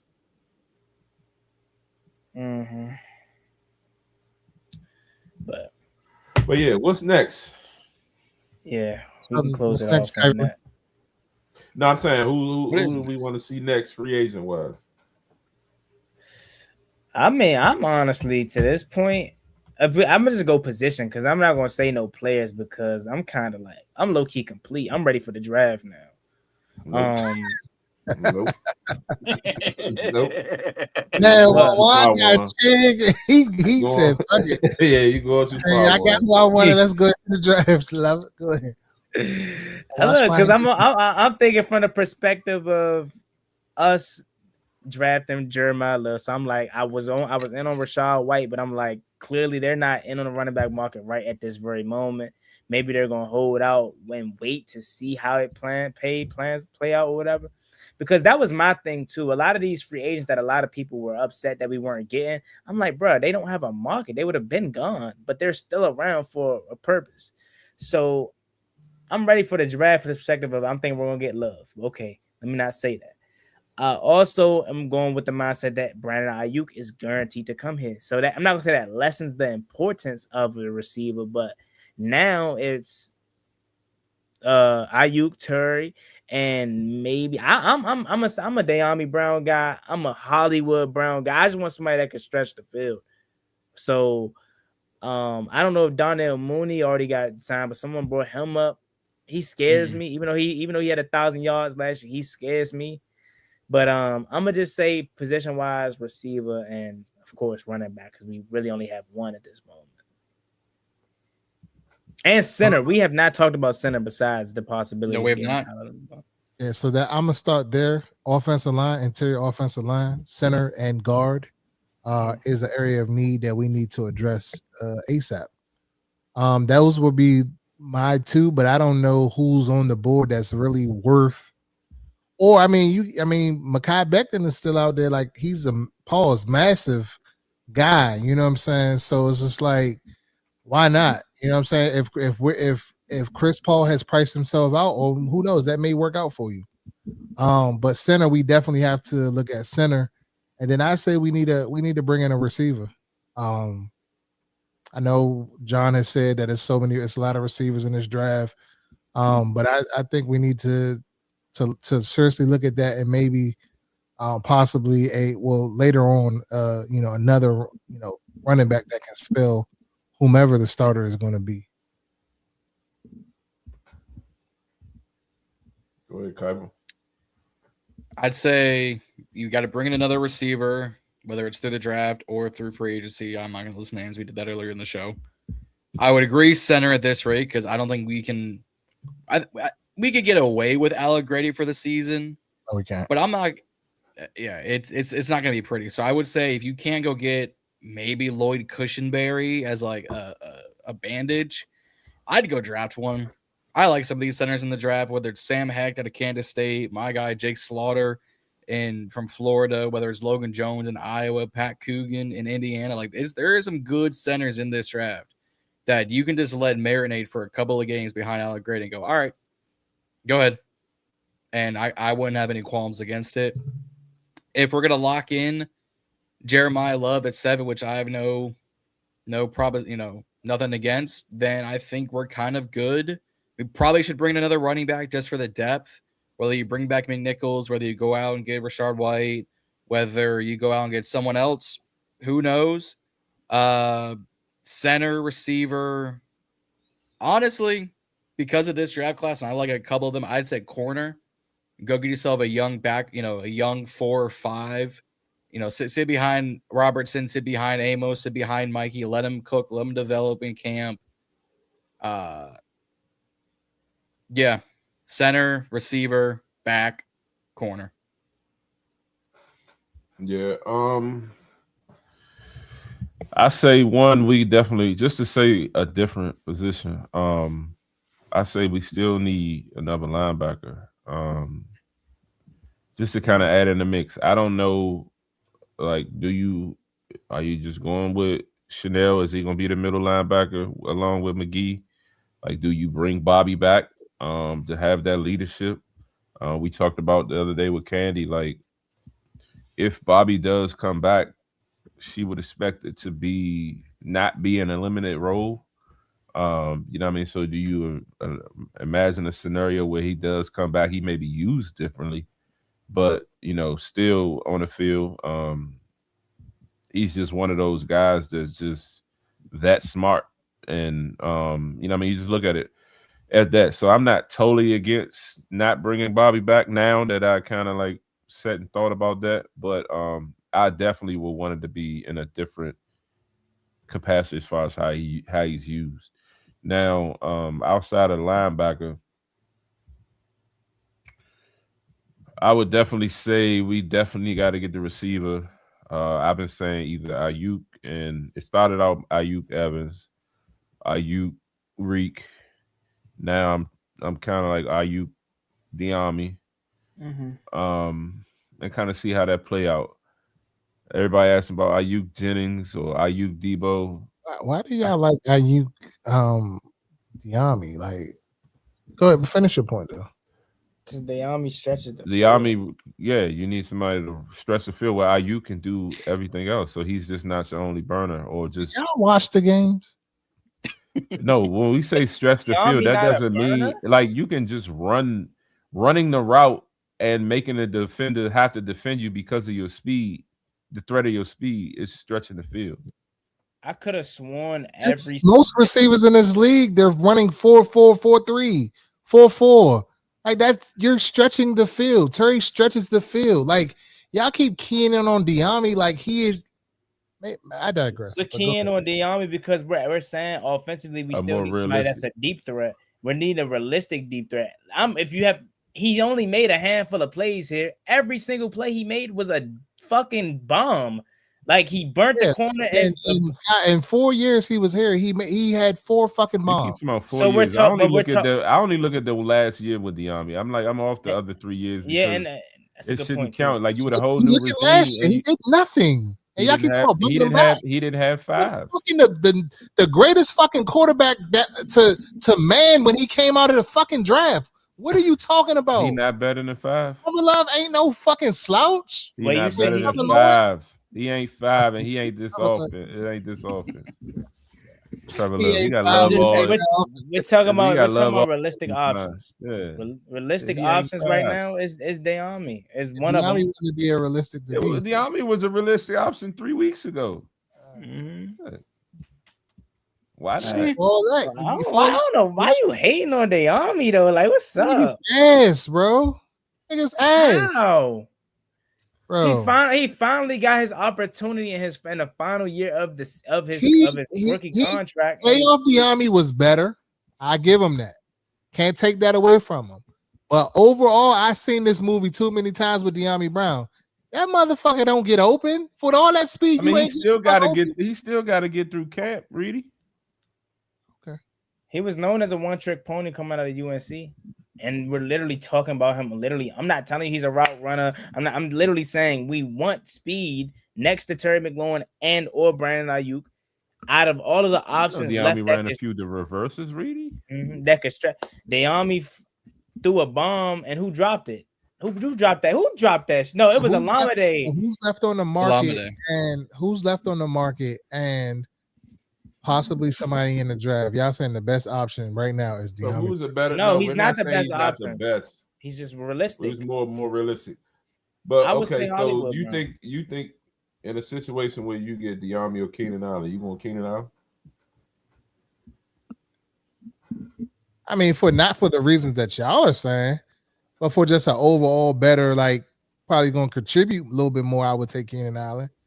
But as far as the speed aspect of it, hell no. De'Ami, hell no.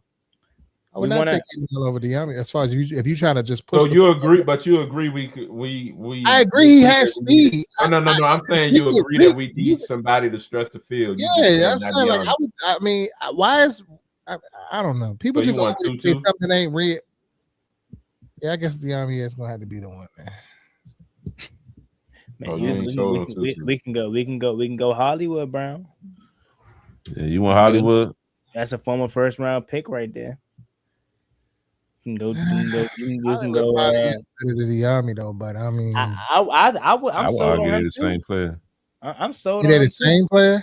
I would argue. I would argue Hollywood is they're similar, slightly better. I will argue that he's better than De'Ami Brown for the simple fact that not only is he a first round pick, but the 2 years he spent, it was 2 years in Kansas City. The first year he was hurt, so majority of the time the entire he didn't time really get to play. And then this year he's back, but fucking Patrick Mahomes get hurt, and Kansas City was ass that whole year. That's an interesting one. I really feel like if he would have had 17 games with Patrick Mahomes, he would have produced a major. So that's a name. If there's somebody I would want more than De'Ami Brown, it's Hollywood Brown, and it's probably not even close because this is a former first round pick we're talking about. De'Ami Brown was a fucking third round pick at the end of the day. So, and all the KC receivers are like the same, sub 6 foot, all ran a 4.35 or less, and all can just run down the field. Some of them can't catch, but that's they just need his speed. Keenan Allen is somebody that would have been interesting a year ago, maybe. But we don't have no speed if we was to get him. Besides Terry McLaurin, and again, you don't view Terry as this just burner, right? So hell no, I don't want Keenan Allen. The only vet receiver that I wanted was Mike Evans, and after I seen what he got from San Francisco, I was tripping. I thought we was gonna be able to get him on a 1 year deal or something 2 year. Hell nah, he said 3 for 60. But I feel like so hear me out. So I feel like if we're making an argument that y'all per Z and Z sources, Brandon Ayuk is a lock here. You got Terry McLaurin, you get Brandon Ayuk, right? So if you pair him with a Ayuk has speed, right? Or am I tripping? Yes. He had speed and route running. Yeah. All right. So that's two fast guys right there. It doesn't necessarily really matter. You don't necessarily have to have a burner because you just got the tight end that's stretching the field down the middle or wherever. Mm-hmm. He ran 4.5, and that's not blazing, but he's fast for his size.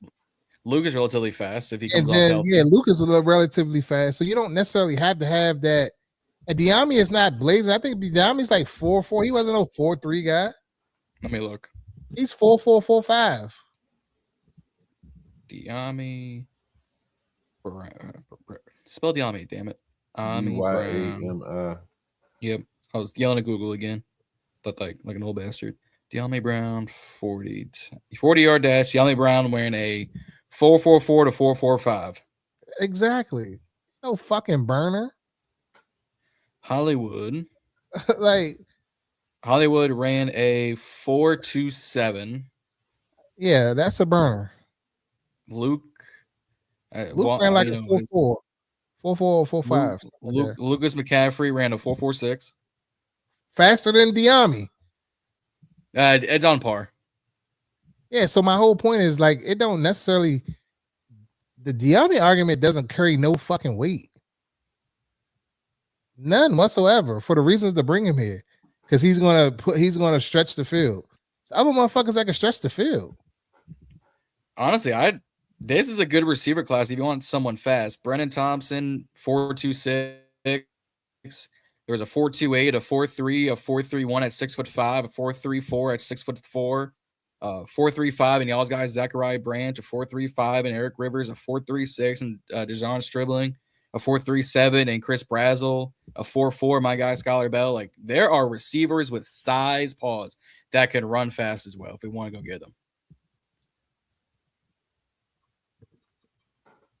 Like Jeff Caldwell's 6'5" and ran a 4.35.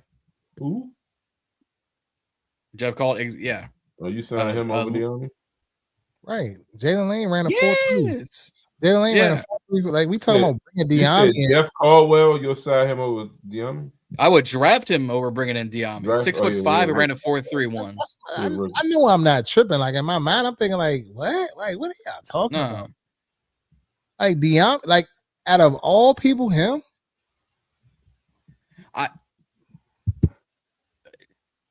Diami cool. I wouldn't go run. Like there's a reason why he hasn't been signed yet. Yeah. If there was a market, he'd be signed. If there was a market for Chris Paul, he'd be signed. It took Hendrickson until day 3 to get signed, for God's sake. So Diami might be a guy who he don't get signed until April. I mean, I don't know why. I don't know why at this point in time. Like I get that Juan's point he made about Tyreek Hill probably isn't going to come in until June because of the injury and things of that nature. But like, why? I mean, I don't know. I wouldn't be out on him. Like he still has a lot to offer. What's crazy is the same thing as Max Crosby. He's not going to be fucking available until June. So like, what's the difference? Yeah, that's true.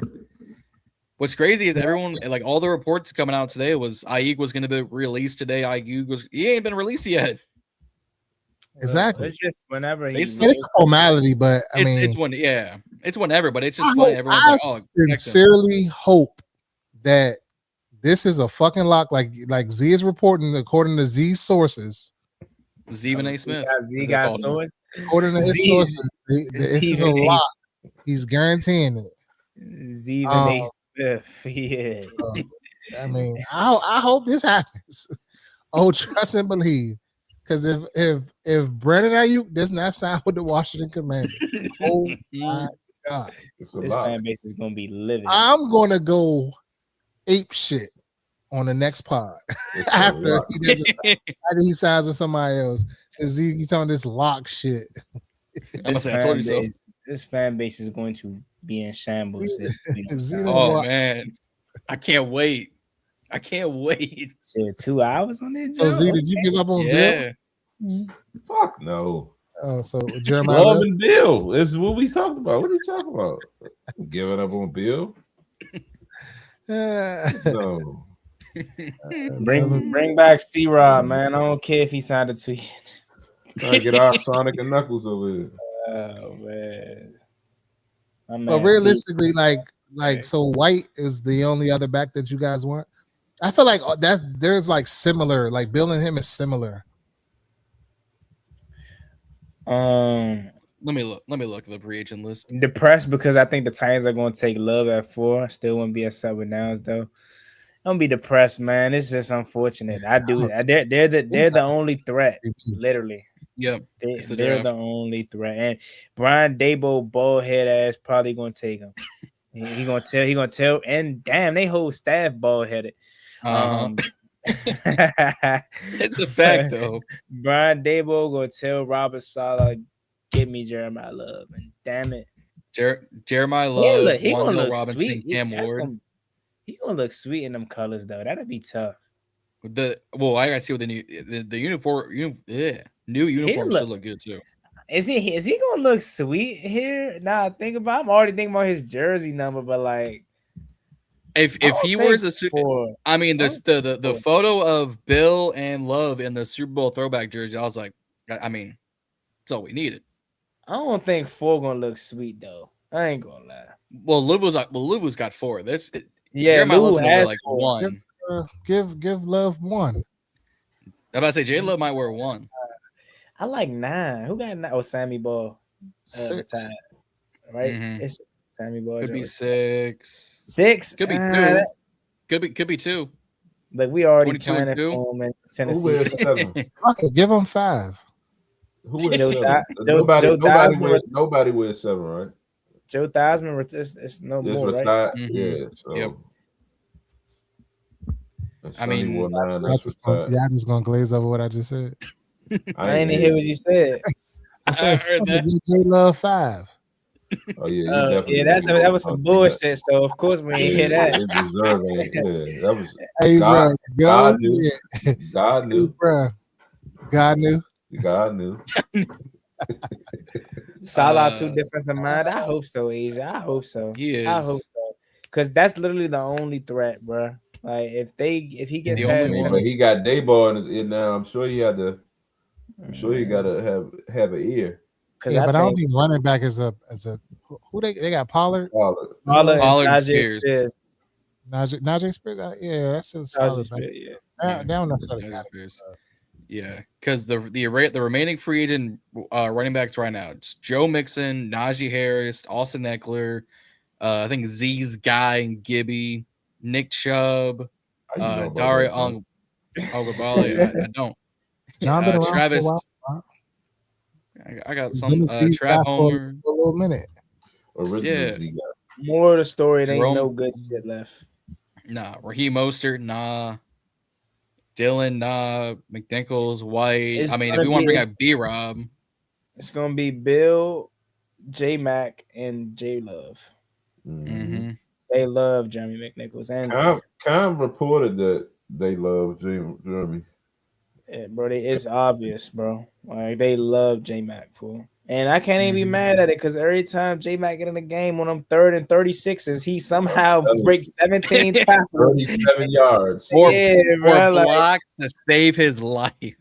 I think for a cheap pack, I think you go J Mac, but I feel like we got to get better. I think they're presuming. But do you grab Love and get a Rashad while you got Bill? I don't see that happening. No, because I don't see that either.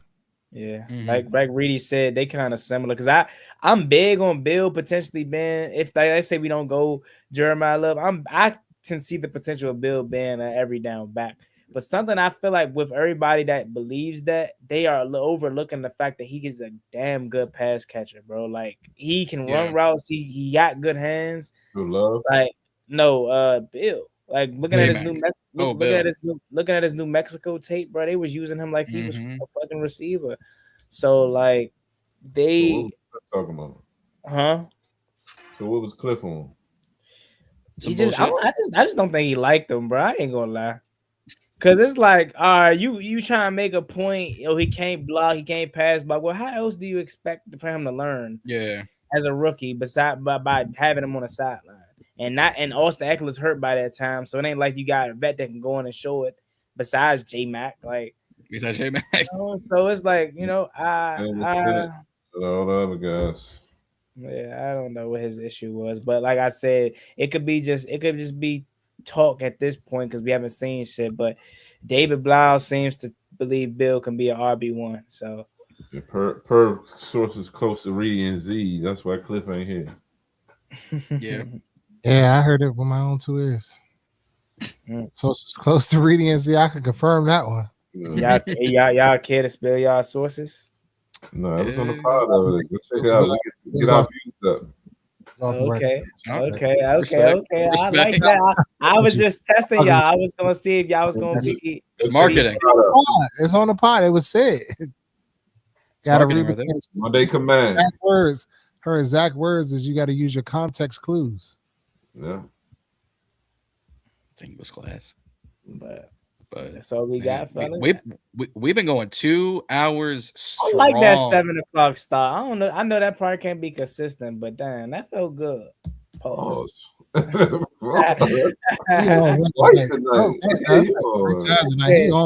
couldn't even get the pause out my lips. I was already Holy shit. Hey, yo.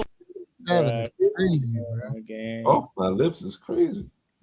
I was already about to say pause. Y'all just geeking. Man. You ain't say it fast enough. It's because he got energy. Nobody asleep by now, so he got energy to catch these. I like that little soft tone light. Z, I'm digging that little setup. Respect. I appreciate it. The quality looking a little yellow and shit over there, but go ahead. He decided to wear a yellow shirt on the pod, Big Bird looking at it. Go ahead. His Southside, baby. All right, but that's all I we got. was about to say I can't confirm, but that's cap. Pure cap. That's cap. The only thing we didn't touch on, but we were debating if we even talk about it, is the new stadium. Pause. Don't you got a sweatsuit that I got? I got some over there. Quarter zip. Oh yeah, I respect. All right. Come on, John, make it quick, bro. I gotta go to the bathroom, fool. Hurry up. You know you drink a gallon a day. You really do. Say that stadium shit for next week. Yeah, but I ain't gonna lie to the Commanders media team. They was on one today with their little comebacks and shit. They was whoever was supposed to come back. Did well with them. They started yesterday. They said something slick yesterday. What did they say? It was something they tweeted yesterday. I was laughing at. I don't know. Hey, you already know who they got. Somebody 23, 22 years old running the media team, the media intern. So they hip. Hey, Juan, you steal the shit out of me. You looking down at your phone? I thought you was gonna say they got somebody. Nah, shit. Let me go ask. I'm definitely refreshing my timeline right now. Yeah. Let me go ask my inside source right quick. Hold on. My inside source right quick. Hold on. See what they talking about. It seems like 10 o'clock at night. After 10 o'clock at night, ain't no signs these last few nights. Right? You got cutoff time now. What's good, Pedro? Shout out my man Pedro. What up? All right, I gotta use the bathroom. I ain't gonna lie. Go ahead. My bad, y'all. On the IG side, I ain't really addressed a lot of y'all questions. I'm running it up over here too. Nah, I ain't gonna lie. I'm about to break it, fool. So I'm gonna just use the bathroom. Use the bathroom. Nah. It's one of them situations. If you feel what I'm trying to say, hear me. Wow. Now this looks sweet though. I can't even. At nighttime, it's gonna look even better. All right, John, break it down. No, let the Washingtonians break it down. Go ahead, one of y'all. All right, cool. Break it down. I mean, the renders look good. I mean, it was perfect timing when they dropped it right after Chig and while we got y'all Cross signed. It was like perfect timing. But while y'all focus on this, we just gonna drop. John, what happened? We just gonna sit this right here. But I think it looks sweet. They said it's gonna be some changes and stuff like that. I want to see what they do with that. Like, how, that are they gonna put a bridge or something there for people to cross to get to the metro, or how is that gonna work out? Like, that's what I'm curious to. I want to see that parts of it. How it all comes together. But it's gonna be a mile-long tailgate at this rate. It's not gonna really be tailgates though. It's gonna be limited. Super. I wonder what them week 1 tickets gonna hit on. Band. They waxing. I'm gonna give us a what I say. That's a good exercise to do, Reedie. You brought that up. When Buffalo tickets go on sale, I'm gonna try to compare. This their inaugural season, so we can kind of get an idea. Tennessee get a new stadium this year too, right? I think there's gonna next be year. Next year. Yeah. So yeah, we got a couple, case studies that we can look at. But I'm already knowing this. They gonna be taxing out the gate. Oh, it's gonna be expensive. It look good though, bro. I'm rocking with it. I mean, it's we can't really say much because it's fake. Once we see it IRL, like then it's gonna be especially like that traffic, like that's beside the stadium, like and damn well them little ass bit of cars ain't gonna be right. It's already congested. Nah, this the jaw dropping thing for me right here, because I used to, before I started going, because growing up I never really went to games as much as I do now. So like I used to be in awe anytime I saw FedEx in real life. I'm getting that feeling right there. This is kind of like this cool as shit. Like damn, like I'm in awe every time I walk through the seats and see the field. Like every single time, it's just it's surreal for sure. That Green Bay one was crazy too. When I went to the Wizards game, I didn't get that feeling though. So I don't know. I don't know how accurate this is, but that was 5 hours ago. So I wonder where our cap space is like right now, because it was 5 hours ago. It was reported by FanDuel that the Commanders got 76.4. Yep. The Giants had around close to 11. The Eagles had 10.5, and the Cowboys had -4 million. And that was before we never got the real number. Well, once they extended Tunsil's deal, we never got to see. Gave us some more. Yeah. I'm about to number. Yeah. I would say after the Scott and Chig signing, that probably puts us around the $50 million mark. So we still got money. That's still good utilization of money. We still got plenty of money, because a lot of this stuff they were putting in guarantees like right now, or big signing bonus, like the Chaisson one. It's upwards of 12, but it's really a base of 11, guarantee of 10. But it's like a roster bonus of 30,000, a signing bonus of like, a couple $100,000. The Chenal deal is like only 12 million guaranteed, so you only have them for $4 million a year. Like they broke these contracts up perfectly this offseason. Yeah. But that should be everything. Right? Actually, that's everything officially now. 2 hours and 15 minutes in, we touched on everything now. Yeah. I ain't touched on everything. I don't know what you're talking about, John. What you mean? I ain't touched on nothing. We ain't touch on nothing? It was a little joke. Oh, man. What you do? No. Oh, well. Anyways, if y'all have not already, hit that subscribe button here on the Burgundy Breakdown road to, I believe, 300 subscribers. What?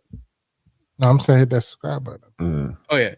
Hit the subscribe button. Let me pull it up. I think we're on the road to 300 subs here on the Burgundy Breakdowns channel. So y'all hit that subscribe. We are 244. Yeah, on the road to 300. So hit it. We're trying to grow this channel individually, so we can put all the videos on this side and get this show monetized on top of all of our own journeys. At Reedie and Z, at Ball and Burgundy Podcast, at Juan Talking Sports. Y'all, I mean, I'm on the road to 1,000. We had 989 right now. I need 11 of y'all to get me to 1,000 so I can make my 1 cent per video monetization. Get my man to 1K. He just need 9 more subs. Right now, I know it's 9 of y'all that's not following the Ball and the Burgundy podcast. I know y'all not following us, so please go over to his channel right now. John, put it in the comments right now with the link, so there's no excuses. Whoever's in here, or if you're on, and I'll copy it. I'll put it in Reedie and Z link. Or if you're on Juan's side, go over and please sub John up to 1,000 subscribers. Get my man Ball in the Burgundy. Try and get to 1,000. Try and make my 1 cent per video monetization. That's all it's gonna be. That's all it's gonna be. Is once I'll make. Yours truly, Reedie and Z. Go follow us on Instagram at Reedie and Z for your #1 source of Commanders content and updates. I know it's all of y'all that's on the Instagram side. 100,000 people that be looking at these videos that we put up daily and whatever hits that we get. Please go sub up John. Please sub up Juan Gotti. And please sub up Reedie and Z and the Burgundy Breakdown on YouTube. You know what I'm saying? We're we're providing this on Instagram for you guys, but at some point we're going to stop, and you're going to have to get it over here on the YouTube side. So please take time and go to the bio at the top of our bio in the link tree, and all our links are there on the Reedie and Z side. And go to the Burgundy Breakdown. You can find that on our page as well. And go there and sub up the Burgundy Breakdown, man. Please help us. We try and grow our channels every day. One video at a time, one post at a time, one reel at a time, one sub at a time. But hey, that's the bet. Well, that's it. That's Reedie. I'm Z. There's John. Where's Juan? Brick. He had to take care of Brick. That's his words. That is his words. Verbatim. Yeah, that's what I said. I was like, Brick. And then he told us something nice about that Reedie. Talking about it. I'm like, what? Like, come on, bro. It's cool though. But yeah, see y'all next Wednesday, man. Burgundy. I'm sure the Burgundy Breakdown signing out. We gone.